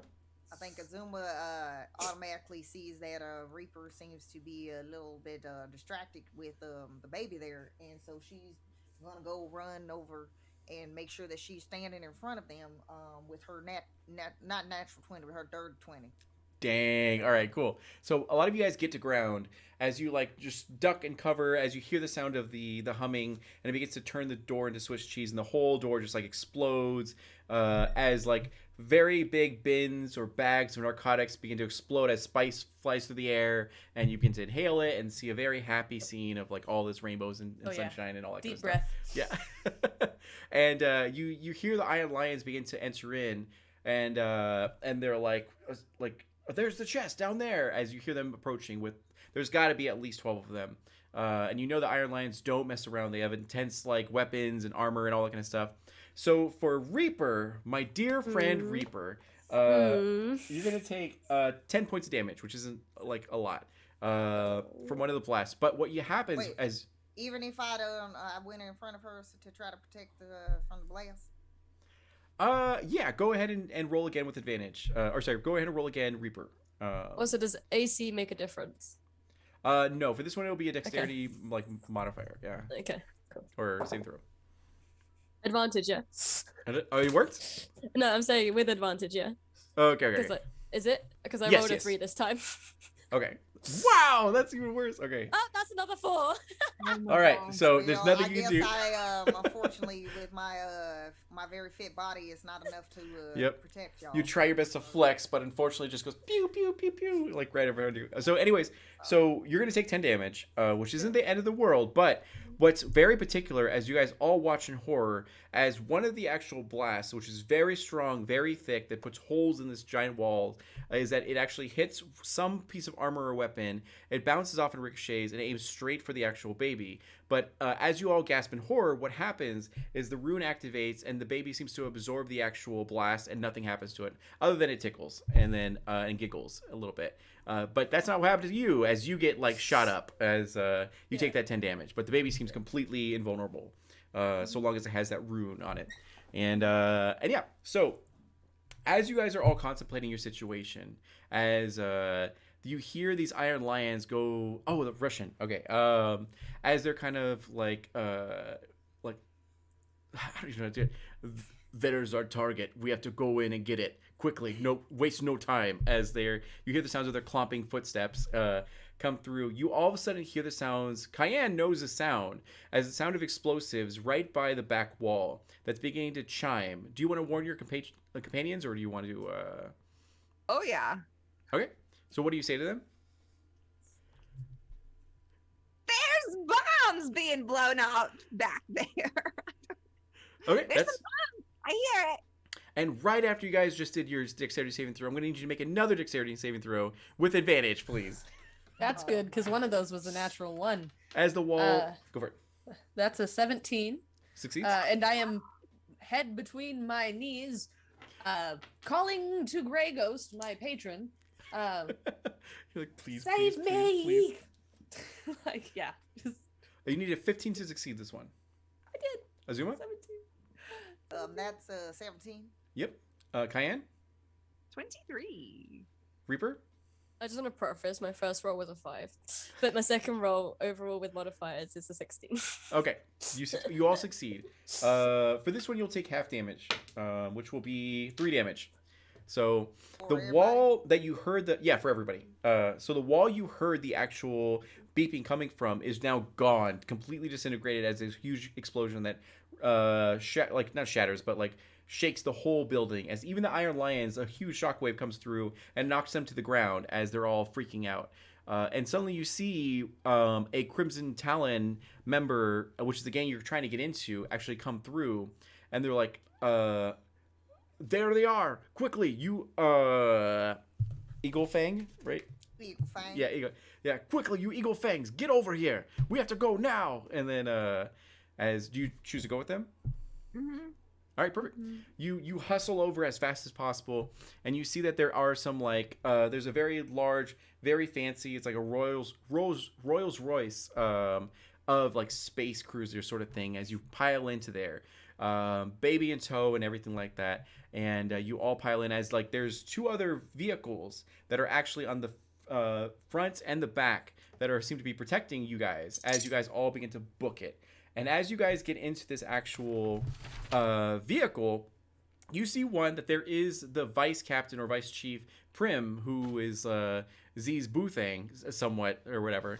And then you also see next to him is the big boss himself, Chand, which he's 65 years old. He seems to be about 260 pounds, and he is decked out in gems and jewels and like looks very luxurious, as he looks like pretty old school gangster. Where is that? Go for it. Bonus, I will say, minor illusion, I look clean. You look clean? Okay. Presentation. And slightly bustier. Slightly bustier, right? Does it smell though still? For Reaper, flawless. For everyone else, it smells like booty. So. Okay. So you guys all sit there in horror as you look at, or in awe rather, as you see the big boss, one of the big 3 crime syndicate gang boss members is in front of you right now. How would you like to react to the situation? Respectfully, I will not be making eye contact. I will briefly make eye contact with Mabuthang, in like a winky, like sneaky way, and then I will take a seat politely and motion towards the boss. Okay, perfect. And the Prim actually looks to you guys and you go like, did you get the goods? Did you get what's in the boss bottom? And he kind of looks and he goes, and you can see clearly that Cayenne's like, how tall are you again, Cayenne? Like 3 feet. Yeah, 3 feet. So we see this 3 feet halfling or gnome. No, it's a gnome. Gnome, She's yeah. a- So this 3 feet, 3 foot tall gnome with a like 4 foot tall backpack filled with credits and trinkets and baubles like to the brim. And then he kind of looks to you and go like, did you get what we were looking for? I'm hiding this baby underneath. It's still inside my chest. With my jacket zipped up, and I'm just crossing my arms and not saying shit. Okay, so as you kind of like peek a little bit, it's the happiest baby in the world. It's like a small green dragonborn baby. As it's kind of half dragonborn, half elf. As you kind of like see this, he's just kind of like sleeping and very like he seems very attached to you, Reaper. As it's kind of like on your chest, and then Prim goes, "I am confused. We don't want like a baby." And he kind of looks to his dad, who Big Boss Chan kind of like gives you guys a very satisfying smile, who's like he looks very like normally grimacing and normally very like nonchalant, sunglasses just like Azuma, but like better, higher quality or whatever, as he kind of has a huge Oh, dang. Okay, I see how it is. It's like they're that. like twice the size of your All right, sunglasses. all right, It was good.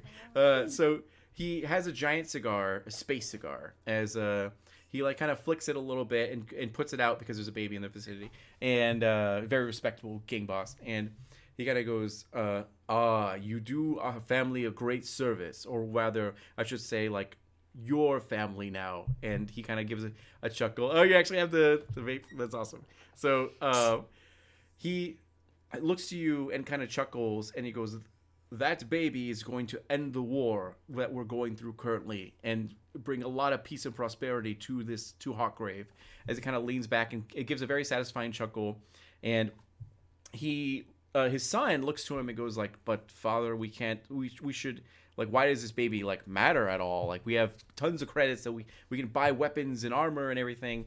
And Big Boss Chan kind of like shakes his head and goes, the reason this war is going on is because of this child right here. If it gets returned to its parents, essentially, it can save a lot of lives, and there's been a lot of bloodshed. So we're going to go ahead and actually do that. You four are going to be rewarded immensely for your service, and you will be brought in as valued members of the Crimson Talons. You have my word. I have one Azuma. condition. Wait, okay, go ahead. Go I ahead. have a condition. I will be the child's ward. I don't know what's going on happening with my accent. You're fine. You're good. You're good. Azuma, did you want to say anything before it continues? So Azuma, during this time, the part of this conversation, Azuma always has certain good instincts about whether or not people to be trusted. So I want to try to make sure that I do an inside check to make sure that they're not lying out the teeth. Go for it. Yeah. So, That would and, be a nat Z slipping 20. a paper over to Boothang. Okay, we'll do the Ooh. nat 20 first. So with the nat 20, you realize that you are shocked that the Big Boss Chan of the Crimson Talons, the owner and who's known for his ruthlessness and tactics and everything, is actually genuinely concerned for this kid and wants the war to end and everything. And he's just like satisfied that like finally this war is going to end and there's going to be no more countless lives lost or anything like that. And his son, however, seems extremely pissed about this and seems very confused and baffled that why his father's so concerned about this baby. And yeah, it seems like his emotional state is becoming unstable. And he actually gets the piece of paper that Z hands him, and then he looks at it. And what does it say? It's basically just like coffee later, and there's like a little winky face with little fairy wings doodled on it. He in his fury and frustration, he still takes out like a space pencil and then puts like yes and then like a little like heart and then hands it back to you, and then He he goes back to fuming.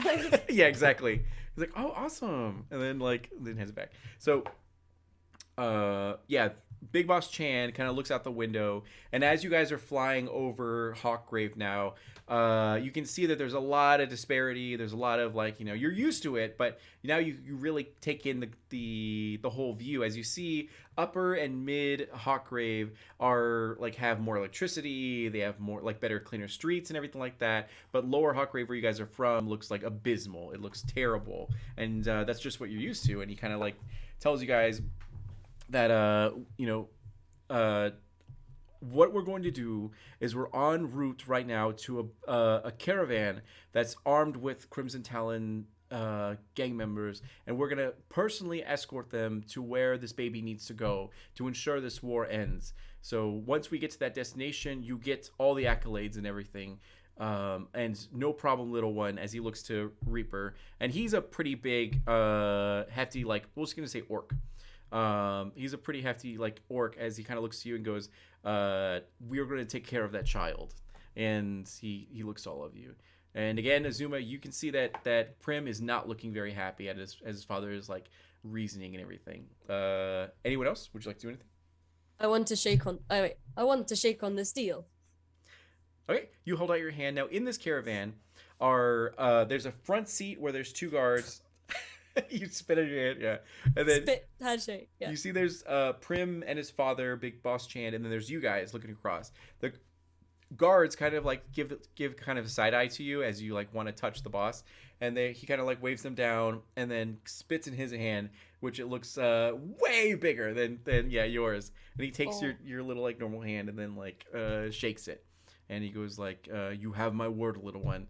And yeah, as you guys continue to fly, would anyone else like to ask anything or do anything at this time? What do you do with it?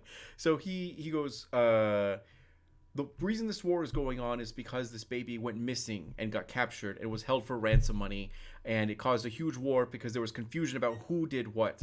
I don't know who stole this baby. I'm pretty sure it was one of the crime families, but I'm going to be the one to return it back to the king and queen to ensure they can stop this war, and we're gonna take it to a convoy to ensure that it gets to that destination and doesn't get messed Where's with. the convoy? And he kind of like pulls up a data pad and then clicks on it as it has like a holograph of the actual map of Hawkgrave, and there is an actual spaceport that has where the convoy is, and it seems like it's not that far, like 10 minutes more at this current pace in this current vehicle. If nothing goes wrong, you'll totally get there, no problem at all, and get everything. It'll be happy-go-lucky. And, yeah. Anyone else? So we're gonna return it to the king and queen.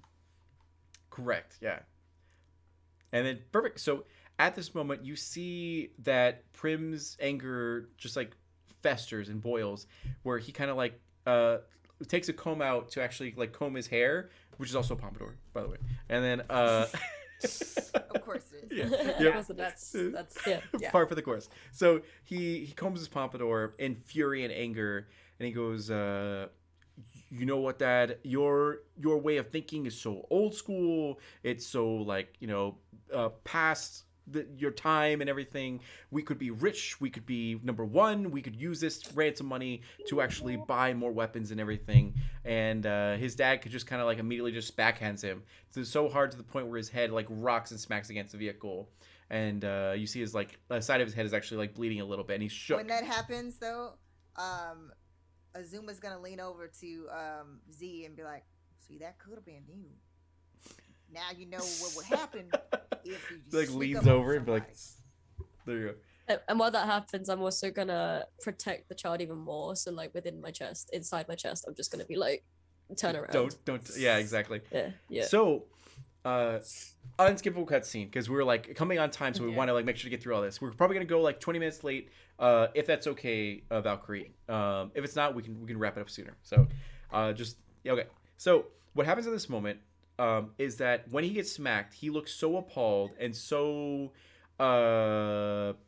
flabbergasted is like the only word that comes to mind, that he ends up going into his side pocket and reaching for a sidearm and just like unloads on his dad.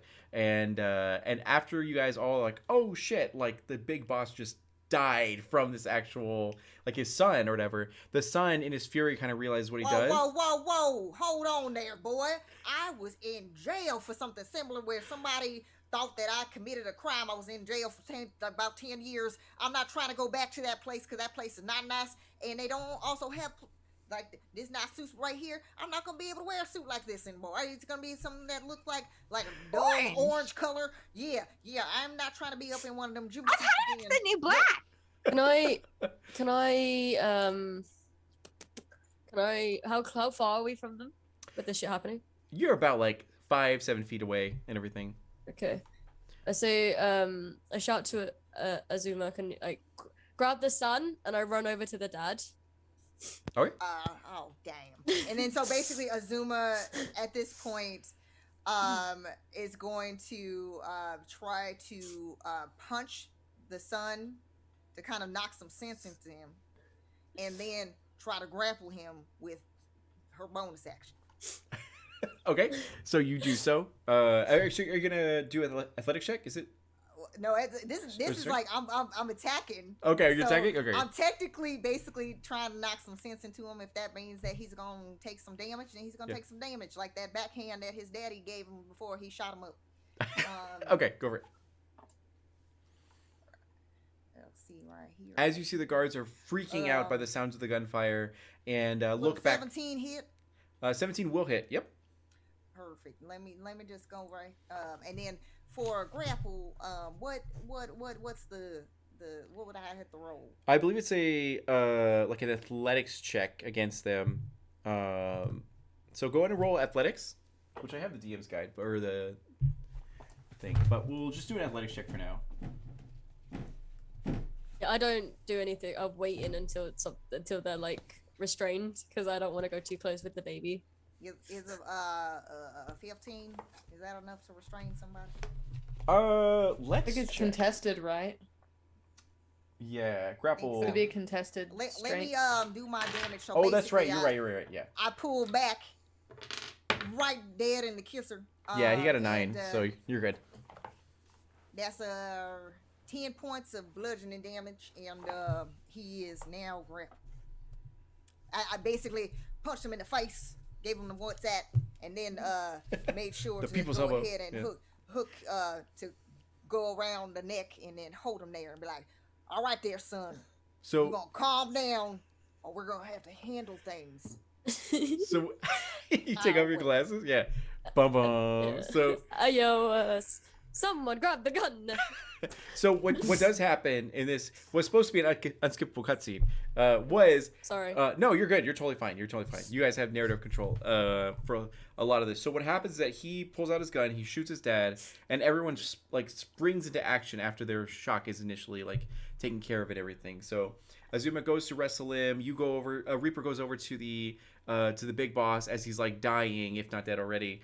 And then you see Prim as he's trying to shoot Azuma, but it doesn't quite work as she has like the advantage on him and everything, and he just shoots randomly as it goes through the actual like front seats and into the actual guards who were like driving and everything. As you start to feel the entire vessel begin to rock and shake and begin to tumble and twist, and then yeah, what would you guys like to do? I use spare Z the will. dying. Yep, and Z's going to fly to the front. Like she's just gonna roll a window down, fly to the front really fast. Are they awake? No, they are dead for sure. Okay, then Z's just gonna. Oh, she just opens the door, pulls out the body, and sits there and starts correcting it to follow the other cars. Okay, go ahead and give me whatever check you think is most appropriate. Whether it be survival or what have you. Although it could say that because you guys are in Lower Hawkgrave, you've never been able to drive a vehicle before, so you're like, what'd you get? Is there someone I can pray to? I don't think. What are you trying to roll? I guess in this situation, I really was just. It was gonna be survival. Would my Okay, plus well, one let's- help at all? Or Let's no, go and do if I get it? investigation, perception, survival, I'll do whichever one of those. investigation. Okay. Investigation. Can I pray? Sure, that's fine. I think investigation was chills. Was perception investigation? All right, Mighty Chills, please fucking help me because otherwise this is a natural 1. This is much better. It's an 18. 18 works. You have never driven this vehicle before, but you understand enough and how to like, okay, Clearly not. yeah, this is how to do it. You use this lever, this knob. It's kind of like if you ever saw the anime Big O, it's kind of like that, where it's like all wild and crazy mechanics and everything. So you're doing enough to trying to like stabilize it, but it's still pretty wonky. Yeah. Reaper? Basically, I use spare the dying as soon as I touch him. So I touch his forehead. Okay. And I use spare the dying. Is he like stable? You see that life was flickering from his eyes, but now it's starting to like stabilize at this moment while everything's rocking back and forth and all that. Cayenne? Sorry. I don't know what I'm doing. You're like, ah! I will Cayenne give is you... just like screaming. If there were like, so we stopped the car, right? No, it's still... You guys are about 100 feet above the ground, flying over the city. Okay. Currently, yeah. Okay, I'm going to be digging through the seat, the doors, and like any bags and stuff. I'm gonna be like digging through and putting stuff into my bag that I can find while they're trying to stabilize. Trying to the loot kid. everything. I'm taking all the things. Oh my god. It's Okay, not if it's not attached to the car, it's going in my bag. there you go. So we're The also going liquor to say... bottles, Yeah, any of tiny that. liquor bottles and everything. So we're going to say that while you're doing this, you're looking outside of the windows, and you can see that the other cars that were in the front and the back of this vehicle are starting to react to your guys' chaotic situation as they're beginning very concerned and begin to, like, instead of being in front of you guys, they're now shifting to be on the sides of you and looking through. And they can see, obviously, Azuma, like, holding him in a headlock and everything like that. And And he gets a 1d4 of damage every time he remains restrained. Oh, really? Okay. Yeah. So you see that the other convoys are getting concerned, and they're seeing, they're like, oh my god, they're murdering the upper management of our gang, and they're getting, like, they're freaking out. So going back to Azuma, Prim is kind of like, you're dead, you're all dead, how dare you touch me with your filthy hands. Does he say this loud enough to where I can hear it from the front? Yeah, he's yelling as he's never been... So Z is also then yelling back, I had nothing to do with it. I didn't touch anybody. I'm just trying to not wreck the car. You know, like... And Listen, you done started way too much there, sonny boy. So I'm gonna have to make sure that you don't hurt anybody else in here, said vehicle. So you're gonna stay restrained until you can calm yourself and tell them the truth that it was not us who killed your daddy. So you see him reaching for something in his pocket, and he does, like, he's trying with one hand to, like, muscle you, but he can't. Your muscle bodybuilder arms are way too fierce for this. He takes 2 more points of damage. Okay. And Get him, Bree. his It's pompadour... the biceps are pretty strong Of there. justice so, or right there injustice. in that area. So what happens is he's like struggling against you, but he does reach for something in his pocket that you can see, and it looks like some sort of remote, some sort of thing. As he clicks it, and then suddenly you feel his like back begin to vibrate violently as something's coming out of it. As it seems like he does have cybernetics as well. And it seems like to be some sort of jetpack, some sort of thing that's coming. If you do not like release, you will seem to take like some sort of damage or precarious situation. Do you want to release or do you want to keep the hold? It's up to you. Do I see this happen? Yeah, you guys are all smothered around each other as the whole vehicle's like rocking, sort of, except for Z, who's like piloting it. He's trying to Can get I- away. Well, Can I do a I'm reaction? definitely like swerving like the new track. Sure. Can I do a reaction? Okay, so with touch spells, I don't need both hands, right? Correct. Yeah, you don't. Okay, so one hand, I'm using Cure Wounds on the dad. Other hand, claws come out, fucking stab him in the stomach. The other guy. They're like, we're just gonna murder. We're gonna full blown. All right. Not murder, just somewhere like where it's not gonna kill him. Okay. It's Yeah. it's distract him. Yeah, that makes sense. Sure, that's fine. All right, go ahead and roll, and I'll give you advantage because he's being restrained currently by Azuma. So what would I Reaper, roll I don't for? think that's gonna be the solution to this problem right now. A standard roll. Whatever your either unarmed or whatever weapon you want to use. Yeah. Oh, okay. Cool. It'd probably be like similar to my rapier then, I guess. I don't know. Sure, that's fine. Yeah. Yeah. And you can say it's an arm blade instead of a rapier, whatever you want to like finesse it as. Yeah. Oh, okay. Yeah. It'd just be like Wolverine claws. Oh, that's right. Yeah. Okay. Yeah. That is a 9 to hit. A 9. You do get advantage, so make sure to. Oh yeah, shit. Oh, thank fuck. Thank you to all the gods and goddesses Right? and every other person. The Grey Ghost and Chills and Mountain Taker. Yeah. That is a 19 to hit. Rice. Oh. Yeah, Rice. Yeah, White Rice. You do hit as you take your arm blade, your Wolverine claws, and like stab into him. It's not like a. Oh, sorry. And what was damage? Rolling up, sorry. Oh, you're good. You're good. That is a 9. 9. Okay, that was a pretty hefty hit. I was gonna be like, yeah, it's not that bad. It's a very like, low blow, but you sure enough like dig deep. As maybe you intended to do a glancing blow, but like as the ship is rocking, it kind of like leans in further, and you actually like stab deeper. So he's not dead, but he is like pretty messed up right now. And Okay. thank you so much for the raid. We really appreciate you. Well, really quick, we're doing homies helping No. homies. All these people here have put in countless hours into tabletop RPG events and everything, and have been paid nothing, despite tons of hard work. So we're this event. Everything that's raised today is going to be split 5 ways to make sure that they get paid for their hard work for the first time. I think that was the case for like everyone's first time. Yeah. So it's super cool. Glad to have you here. There's a tip menu below that you can check out and everything. It's all good vibes here and everything. And thank you for being here. Yeah. So Question. go for it. Is there like a dividing window or is it just a gap? It's pretty much just a gap. Yeah. Okay. With this, Z is struggling to steer the car, and she remembers that she has somebody that knows how to do stuff. Kai, do you mind getting up here? Because this is not going well. And then there's a swerve, probably about the time that trying to stab ends, so it's like made worse. DM, He yells back. did he stop with the whole vibrating, trying to get away situation? No, it's still happening around him. Now you How look did at I miss that? you look at his back, and you see the panels are beginning to rise and then split as you see what appears to be 2 like jetpack sort of type things are coming out of his back and Sorry. beginning to fire up and everything. You still need to try to roll to try to get free of my grip, and otherwise it's gonna be 4 points of additional Oh, damage. it's a 19. Oh, yeah, dang it. Is it still Alright. contested, or is it just a DC? We're gonna say contested. Go ahead, Azuma.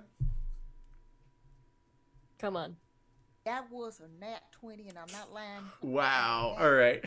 Is your nat 20 right Somebody, there? somebody give us sultry mode or something. So, yeah, right. Please. There you go. Drama. Fight. You're a Okay. slippery little weasel, but you're not getting out of my grasp. 4 points of damage. Okay, 4 points. So what happens is he is struggling so hard. He pressed this button and things are happening as his like jetpacks in the back are beginning to fire up and just like within this actual like cabin of your guys' like vessel, but he is passing out himself as his eyes are beginning to flicker, and then he's just kind of like not dead but just passing out from your like chokehold and everything.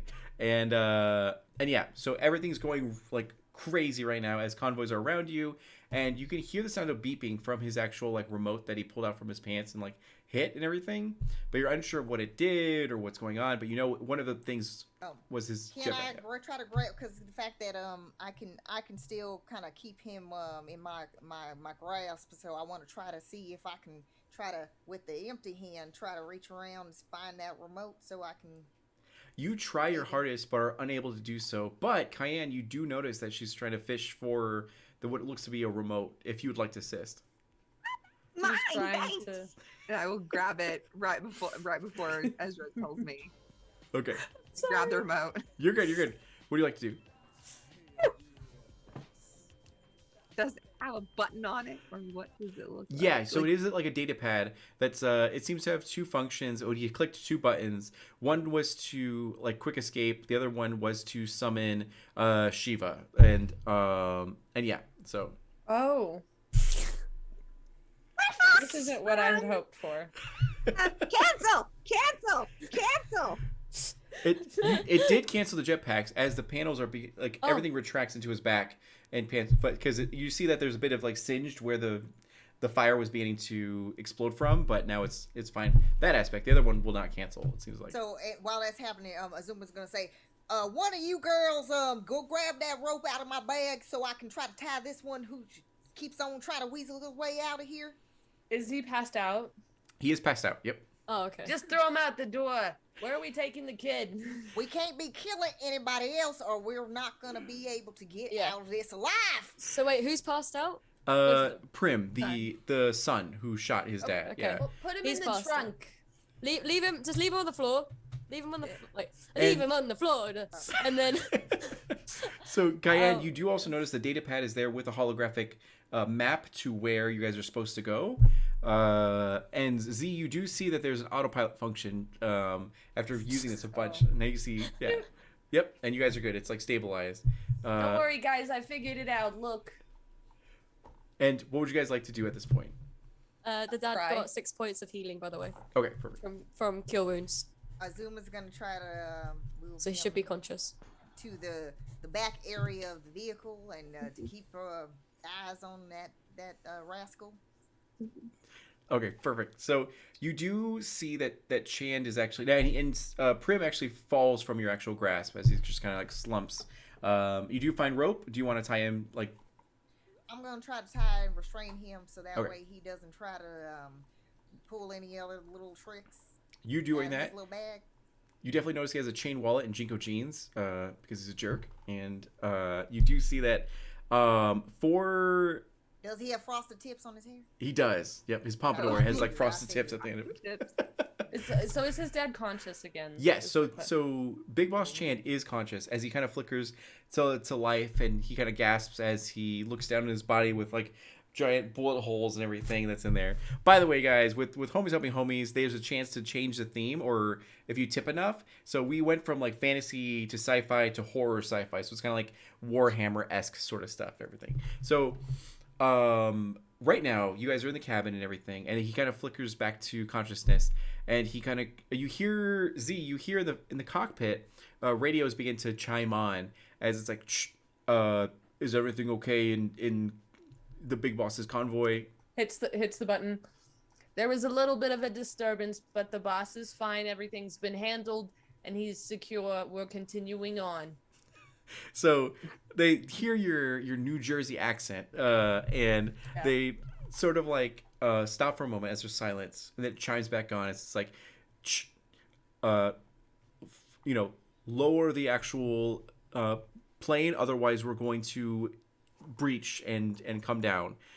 Is there any way that we can keep going and you can just hop on? Because we're like in a hurry to complete this. The boss seemed very intent. So There was a bit of an Ayo. incident. In all honesty, somebody did attack him, but they have been restrained. Hey, boss, would you like to say something? As she like holds the little speaker. So you do. It definitely has like, even though it's like super futuristic, it still has the wire coil. Yeah, that's what I Yeah. pictured. Kind of Mike as you hand it over to him, and he kind of like gasps. He's like, and then We're dealing with a family dispute situation. 10-4. 10-4. So he kind of grabs it and he like chimes it on, and he goes, "Follow data pad, sending coordinates, no questions." As he kind of like beep boop boop boop, and then you see that it's like autopilot's over, and then they just chimes back like, "You got it, boss." As they follow you guys and head over to the convoy area, where you see there is a very large merchant vessel. It looks very dingy. Looks like it's just normal cargo stuff that doesn't really pay no mind. But apparently this is it. And he kind of like gestures to you guys, and he goes, "I can't believe my son would ever do that to me. He betrayed my trust, but you guys are the true Crimson Talons." And he goes, "You guys have my blessing. We'll get through this." As the convoys all sort of land, and everyone gets out with weapons drawn, as the suicide doors of this actual vessel raise up, and they see that the Big Boss is under your guys' care, along with the half dragonborn, half elf baby pops out from your chest and everything. And so is it like it's in your body and it's in my body, in my air body. Okay. Yeah. We're already It's in in my horror, so chest. it's like the Dead by Daylight like new Exactly. killer or whatever. Exactly. It's like Victor, and he's coming out the side. And Exactly. Go like, "Wah!" and He like he kind of like burps and then it's like, I'll just have to do this because my jacket zips, so it has to be like that. what is a green dragon? Is that poison damage? forget. Green is Or acid. Is poison. I know black is acid. Black is acid. I think yeah. I think it is. Okay. I think it is It's poison. poison. Yeah, you kind of like burps as there's like a little bit of poison blast. It's like, burp. And so everyone, all the convoys land. Everyone gets out and they realize the situation is like, he explains that like my son tried to kill me, restrain him, put him in the convoy, keep guns drawn on him at all times. And he kind of looks and you see the convoy merchants are all like, whoa, as they continue the still of the exchange. And they go, we're here for you, Big Boss Chand. We'll take care of this baby. Don't worry about it. And he kind of looks to you and goes like, this apparently is their ward. And he kind of looks to Reaper. And does anyone else want to also be the ward, or are you guys all like individual sort of things? Z kind of like ushers everybody over real quick. I wanted to ask. I mean, I know that we're all a little, and things have been crazy, but how would you guys like to go? I'm sure they have bars, on the route that you could totally, sing at or whatever. And Big Boss Chand actually says, like, if you wish to leave Hawkgrave, this is your chance. If you get on this convoy and fulfill this mission, we'll fill your bank accounts with, immense credits, and you can start a new life somewhere else. Or if you come back to Hawkgrave, we have many hubs of Crimson Talons throughout the galaxy, so you can choose to do that. And Well, what's gonna be happening to you, that little one right there? And he looks to you and goes, this one will be returned to the royal family. The war hopefully will end, and this Hawkgrave will instead be a place of prosperity instead of one of warfare where only weapons manufacturers become the richest here. I probably should have made myself clear. I mean, as far as the safety of said little one, are we gonna be concerned with the well-being, like something's gonna happen to the little child when they come back to the kingdom? He kind of looks to you and goes, all I can do is transport it to the royal family, but they will have all of our best ships with it. I can't believe I'm doing a Russian accent. Oh my god. So and yeah, so he goes, we're gonna do our best. We have connections with the royal family, and you'll be surprised how much corruption seeps through high places. And yeah, and he goes, but at this time, you do hear the sounds of a humming from the distance. Z hears it, and Reaper sees it in the distance. Would you guys like to make a perception check to understand? Yep. Okay. Oh yeah. No questions asked. Oh yeah. Nope. Mm-mm. Is there a that god or is- goddess? What is that? Chills. Yeah, is perception. Chills. Okay. Okay, Almighty Chills, please grant me some advantage. You owe me. You know it's 17. 17. Okay. I rolled a 2. A 2. Yeah. So that's a 6. So you're so engrossed in the situation. Let's You're like, trade oh my god, dice. what's gonna happen? Yeah, right. There you go. There you go. You're so engrossed and enthralled in the situation that you're like, oh my god, what am I gonna do? Is this really the time I can leave and start a whole new life? Like, am I gonna leave this behind me? And then you see, or Z, you hear and look over, and you see a giant Gundam-looking creature that's in a female sort of form that's very blue and essentially Shiva in Gundam form. And in the very most Final Fantasy-esque form, it appears in front of you as you're on this like balcony, and this giant like robotic Shiva creature is in front of you. And Let's go with the baby. I think Rob actually gave me music for this. I don't know if he did. Let's go with the baby. You guys have fun, and like is like trying to push towards the. I'm not And they trying kinda look to you fight guys- said, robotics creature thing that.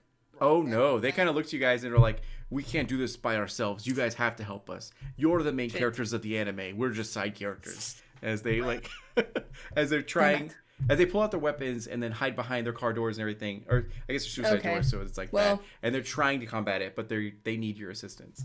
In that instance, then bonus action, purple lightsaber, bzz, and then other hand, I point out, and there is like a little hole in the palm of my hand, and 2 Eldritch blasts will launch out towards the creature because Z's real dumb. Okay, go for it. Cool. That's an 18 and a 14 plus 7 each. So it's the lowest of those was a 21. Oh yeah, you hit.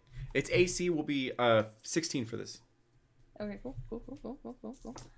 Cool, cool, cool, cool. Okay. I've got to remember how much damage Eldritch Blast does because it's been a while since I played a Warlock. Here we go. Here we go. Okay, okay, okay, okay. So that is 9, 10, 11, 12, 13, and 11. So 24 points of Damn, that was a lot of damage. Eldritch Beam damage coming out my hands while I'm holding my little lightsaber. And that's that's what I'm doing. And then I'm moving back like at an angle, like 30 feet flying up in the air. You're like, ah! Okay, perfect. Yeah. And then, okay, good. So let's have everyone do an initiative check.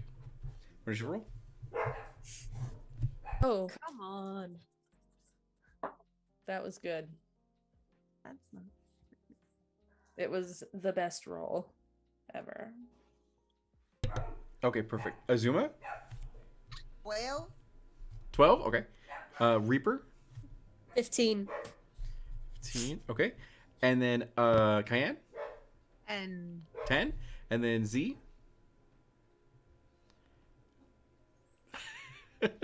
Okay, perfect. All right. Let's see here. I didn't Like that. laugh. What? No, Laugh it's with fine, the it's little- fine, it's seemed fine. a little No, it's shady. not. It's good. All right.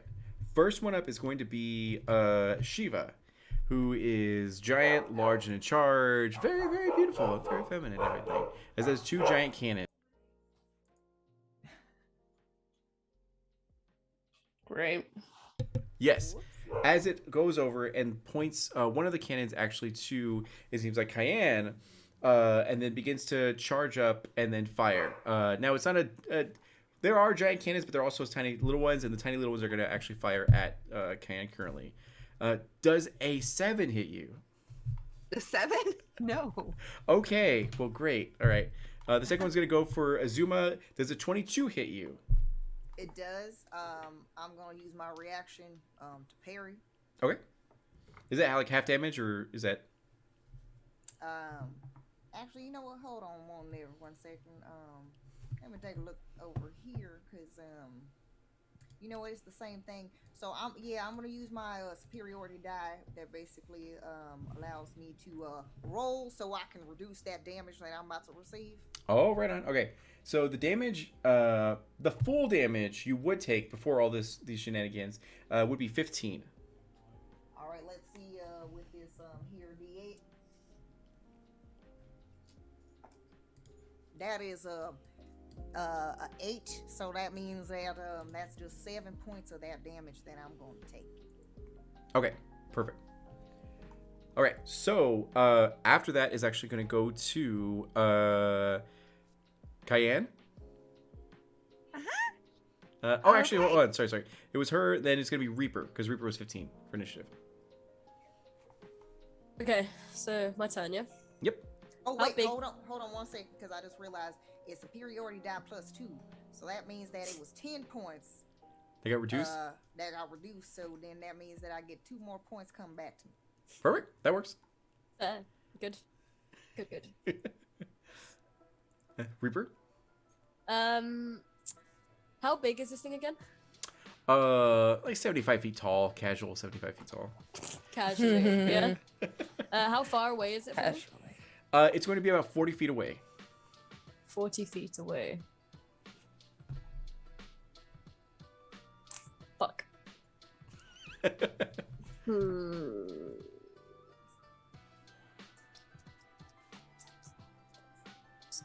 So if I'm running, can I make that 40? Yeah, whatever your movement is, it should be like around 30, 35, whatever. Yeah. 30. Yeah, that's completely fine. Okay. As a bonus action, I'm gonna cast Shield of Faith on myself. Okay. And I am sprinting forward. I want to slide under its legs behind, Mhm.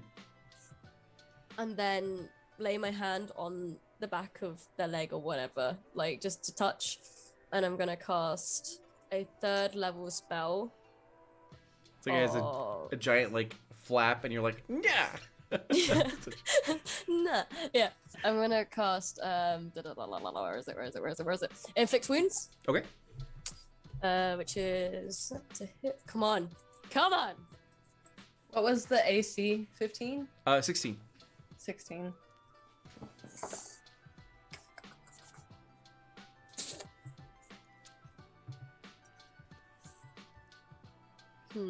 Tell me the good news. Tell me. Anything I can do, anything to get extra. You do get a +1 to your next roll. I don't think any of you have used that yet, so you can always implement those if you want to. So you needed a 16.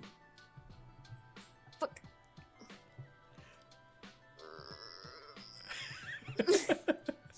I will figure it out. So I've got 15. That's the problem. Oh, you got 15? Well, Yeah. it's up to you guys. So we didn't establish this at all, so we can choose to do this. So Sen, let me know that there are 4 +1s left. If you want, they could be a pool for all of you guys to draw upon. So if you want, you can approve that she gets an I'm extra. gonna give my +1 over to Reaper over there. Okay. So we'll have that happen then. All right. So move forward. I love you. Right. I love you too, dear. Thank you. Now I do 5d10 damage. Oh Jesus. All right. This is That's why I wanted why to you were do like, it. what? Yeah. Yeah. That's why I went in. did that. That's why I went in. Right. That's not a good roll. That's better. Right.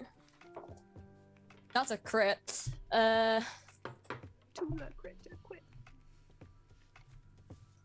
on.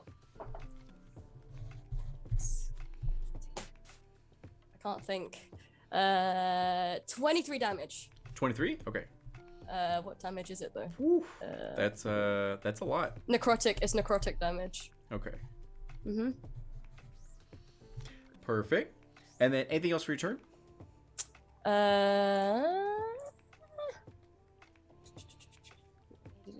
So you guys watch as Reaper earns her nickname as she runs up full sprint and pulls out like a tome or grimoire, whatever you're using to channel your power through, and whatever old like forgotten gods that she worships and everything, probably Gregos or something like that, and slaps her hand onto the actual panel and then just like channels it through, and you see the metal and like alloy begin to crumple in its might, and it takes a hefty bit of damage.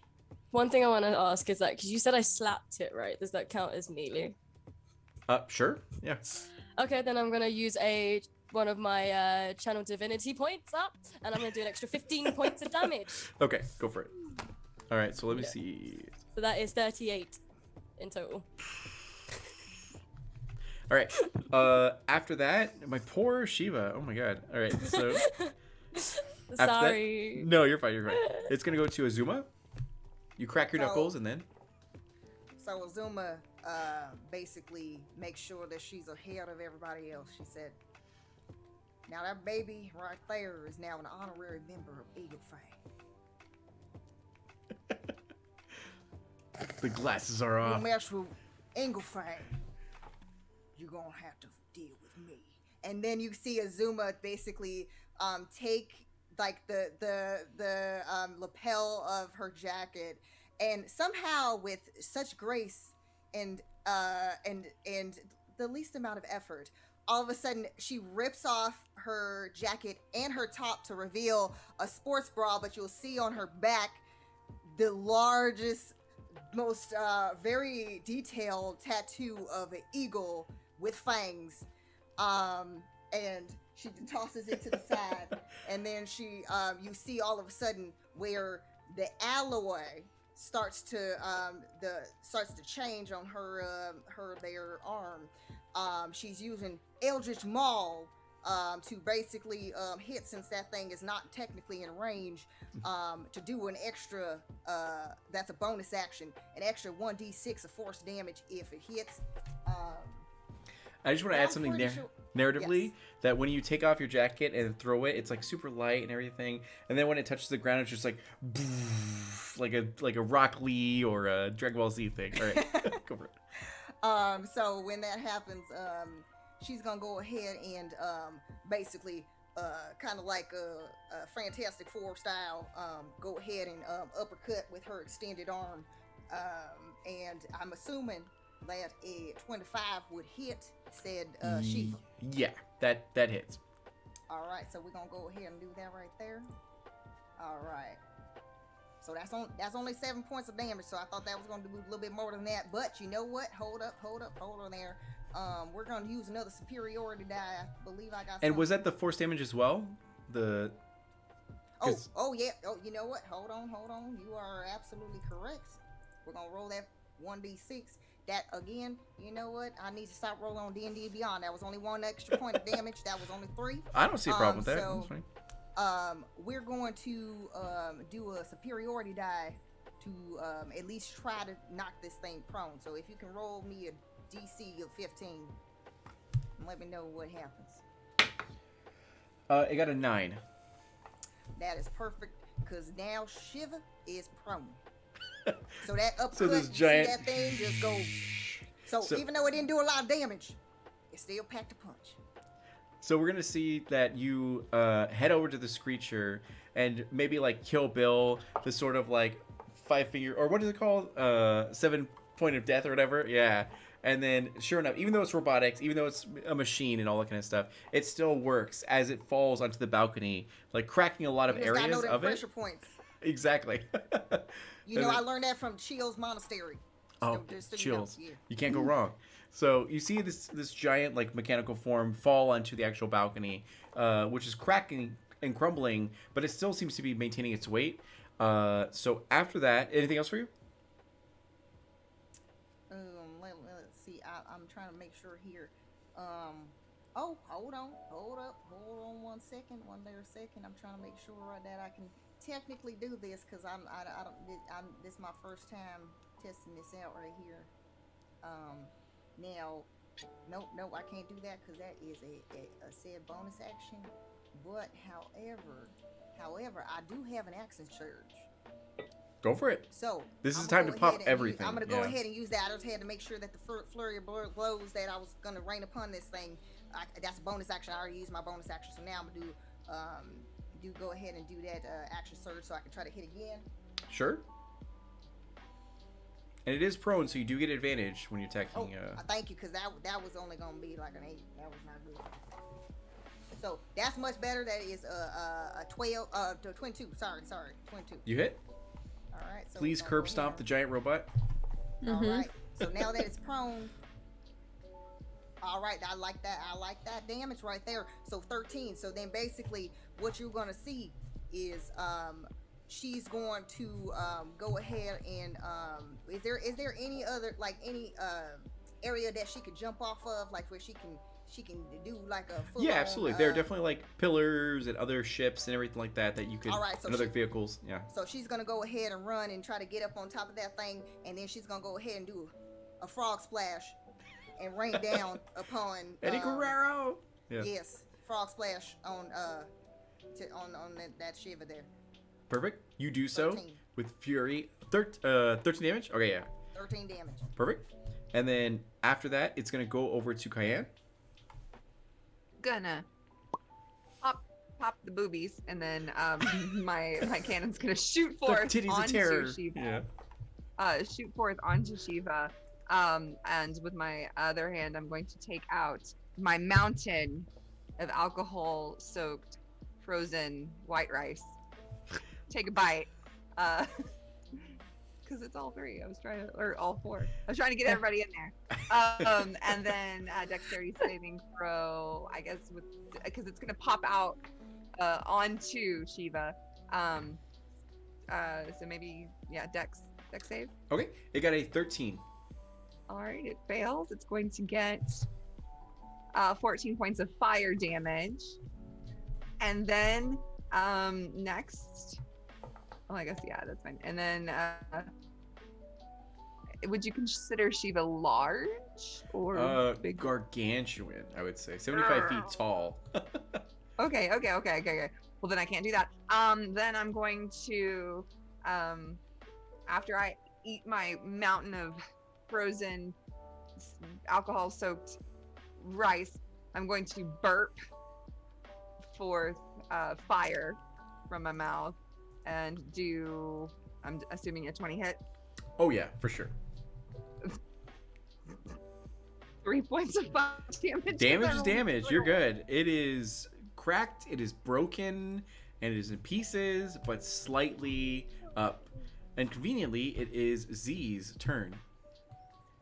I have 30 feet of flying speed. What are the chances of me being able to fly over Shiva? Like, you know, it's probably like 15 feet off the ground. Yeah, you can absolutely do it. Yeah. And then just let go and come down on it with my lightsaber. Go for it. Roll it. Okay. So 19 plus 7 and a 10 plus 7. Oh yeah, absolutely hits. I'm just gonna roll all the damage. Do you need May- fire may damage the force separate? be with you, Z. No, you're good. Yes. Okay, well, in that case, crap. Okay, just the initial amount of like, let me double check. Holy cow, no way. Okay, just the initial damage is 24 Oh my god. plus, because as she comes down, she goes twice. Yeah. Because I get to attack twice. So it's 24 plus 12 is 36 points. Plus Fuck 4 me. more points. 40 points of damage as this little pink fairy comes like flittering up like Yes. mad, like buzzing glitter and just drops down with her purple lightsaber and it's just like, yeah. So you see that the Crimson Talons.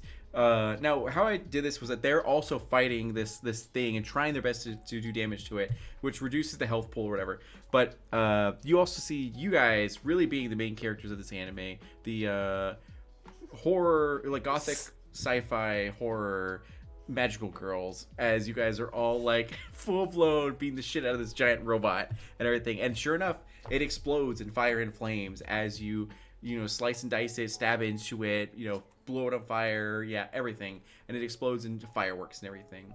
As Prim is like, no, my robot, and as is wrapped up in everything. And Big Boss Chan looks to you and goes like, good job, as he kind of like laughs and then hands you all cigars that are like from the future, so it doesn't give you lung cancer but still has the cool aesthetic. And yeah. With that, as Z is going to flutter by, like she has her cigar, she's going to take a long drag and blow it at like blow it at little pissy sun boy and kiss him on the forehead and like continue to like flutter on. Perfect. Yeah. So would anyone else like to do one last thing before you guys ride off into the sunset? So we're taking the kid, right? We're going. Correct. Then he goes, if you guys would be able to, I've already, and he's like, boop, boop, boop, boop, and then suddenly you hear a ding from all of your guys' like PDAs or whatever as you look to it, and you see that about 200,000 credits have been downloaded into your accounts and everything to like thank you guys for everything you've done, which is way more because you started that with like 5 credits, 15 credits, and like so you guys were pretty poor, but now you're sitting pretty healthy. As they pop the trunk, there's like Crimson Talon swag, jackets, and all that kind of stuff, fresh clothes and everything. He goes like, you guys are a part of our family now. If you ever need anything, let us know. If you could do this one last job, and you can do whatever you want after that. If you service us, you're gonna have a high rank and everything. And he goes, it was thank you so much for everything you did. As he's kind of like holding his gut, as there's still like blood seeping off of like his wounds and everything. As and yeah. Any last things? Chat requested drama. Drama? Oh Okay. no. Okay. So we'll do this. Azuma, what was the name of your long lost battle brother who had came in the beginning of the episode? We never named him, but you can. His name was Tristan. Tristan? Okay. Lost delivery driver shows up with biscuits and gravy. So yeah, exactly, with Biscuit Theory. So Tristan shows up. He was the one that looked at John Stamos, right? Yeah. Yeah. So- Yeah. so this beautiful, gorgeous, not, like John Stamos looking. I forgot what I had him as. We'll say Dragonborn or something. So he comes over and he's like, Azuma. Tristan? Oh yeah, Russian accent. We've been through so much together, and I appreciate everything you've done. And he goes, can I come with you to be with you? As he holds flowers and hands it to you. And it's like, bah, bah, bah. I'm a little confused with this. What capacity are you saying to be with? Definitely romantic. Bah, bah, bah. Z has like little heart eyes, like watching, like. Digital hard eyes or whatever. And then Reaper yells over, but isn't he your brother? Battle brother, but not biological. Yeah. Oh, okay. So Azuma.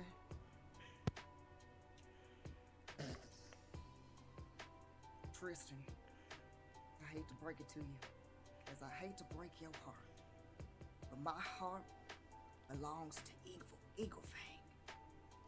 And you hear the It sounds. cannot be. I'm sorry. He understands as he like looks sullen and then looks off to the distance as he looks off to the fire and flames as it explodes one last time behind you guys, and he goes, "I'll always wait for you, Azuma." As you guys walk off super badass into the convoy, and the shuttle doors close as you start your new lives, and you guys have Yeah. survived. And And, won. as the doors close, you'll hear, Kyan, you're sharing that loot that we got from the chest. it's like clattering and clanking as you're like walking in. And perfect. Good job, guys. You succeeded. Yeah. I did. like appreciate you guys. Those are good characters, and you guys did so good. Wait, is Sid being serious? Did you not understand what I just said? What? She activated the friend zone. Oh, really? That's so funny. Wait, did you not hear? Oh no, I don't know if he couldn't hear me because I was like, could you guys hear me? I got worried that my mic just went. Oh no, what did you say? Because Oh no, No, I was trying to make sure my mic didn't go out. oh no, it Okay. didn't. You're good. It was fine. Okay. So that's oh amazing. my god, this is Okay. chaotic. First and foremost, before we totally venture on, and before D'Angelo begins his spiel, thank you, D'Angelo. Thank you so You are an much. amazing Thank you so human. much. And you have made this opportunity available to all of us, and you Aw. are greatly appreciated, and you're an awesome person. Thank you. I appreciate that. Thank you so much. I really do Thank believe you. that the whole like thing where we should be the change we want to see in the world sort of thing. So this is one of my attempts to normalize paying performers, and I'm so grateful that I get the opportunity to pay you guys for your actual first, which like the community is really to thank here for everything that's been going on, because oh my god, it's been so good for everyone to come together and like raise $1,045 for everything. Oh my god. Redeemed compliment. Oh god. Oh Yeah. god. Oh god. Oh god. I appreciate myself for being innovative and ambitious. I was like so intimidated to come to you guys and be like, do you want to participate in this event? I think, da da da, or even to do this adventure. Because like, will they like this adventure? It like they're so used to like storytelling of higher caliber and all that kind of stuff. Will they be okay with like poop jokes and all that? But Maybe Grogu. yeah, baby Grogu. But I'm so grateful to you guys that you guys were able to like come together and do this, and I really, really appreciate you guys and everyone in chat too. Oh my god, you guys are Thank amazing. you. Thank you to everyone involved who's watched, who's DM'd, Yes. who's played. So Every single person. one last time, let's go around the room. Starting with Valrook. Who are you? Where can we find you? What are you working on? And how are you going to use this money? My name is Taryn Hackett, aka Valrook. Catch me on the socials at Valrook on Instagram. I post pictures of dice mostly nowadays, but I do some DM crafting and other nerdy things, and have a fluffy cat named Stella. Also pay attention because soon I will have a Ko-fi. I don't know what it's Ko-fi. called. Who cares? But I'll have one, and I will have ways for people to support me, as well as my dice shop will be opening up next month, Umbral Oculus Dice, but I will be hosting it through there. So this money is a massive quality of like life improvement for me and my dice making. With this money, this was like one of my first goals, even in general. This literally lets me start like doubling my output, and so it significantly reduces the number of days I have to do pours, and this means that I don't have to wait as long between sales anymore. So this is going to be really awesome, and I'm so appreciative because this just made my life so much better. That's what we're here to do. Homies helping homies. So, Otime? Hi guys, I'm Utahime. Again, you can find me at Utahime Cosplay on Facebook, Instagram, Twitch, and Brianna DaCosta on Twitter. Basically, as everybody knows, it's in the name. I am a cosplayer, but ever since I started playing D&D and TTRPGs, I come out of pocket for all of the different looks that I bring to the table every single time. So I'm like buying lots of different things from elf ears to wigs to shirts and kimonos and all And the weapons, stuff. yeah. Weapons, yeah. So just to kind of like, because that's something that I feel like it just like brings the character to life, and it's just so much fun. It's a passion of mine. But I mean, beyond that, I'm honestly like I'm always wanting to give back to the community. So I will probably be giving, investing in my friends here at this table in some way or another, or more subs for, the friends who are constantly spreading the love and spreading positivity. So that's definitely where a lot of my stuff will be going. Oh, good. April? My name is April Hill. You can find me on stiletto_assassin on Instagram and stiletto DM on Twitter. Thank you guys so much for this experience Thank you. and for making this incredibly difficult week. My birthday week so Happy much birthday! better. Birthday. And just with all, I mean, this was going to be a jam-packed weekend, and then it wasn't, and then but this made up for all of it. This was worth all this week.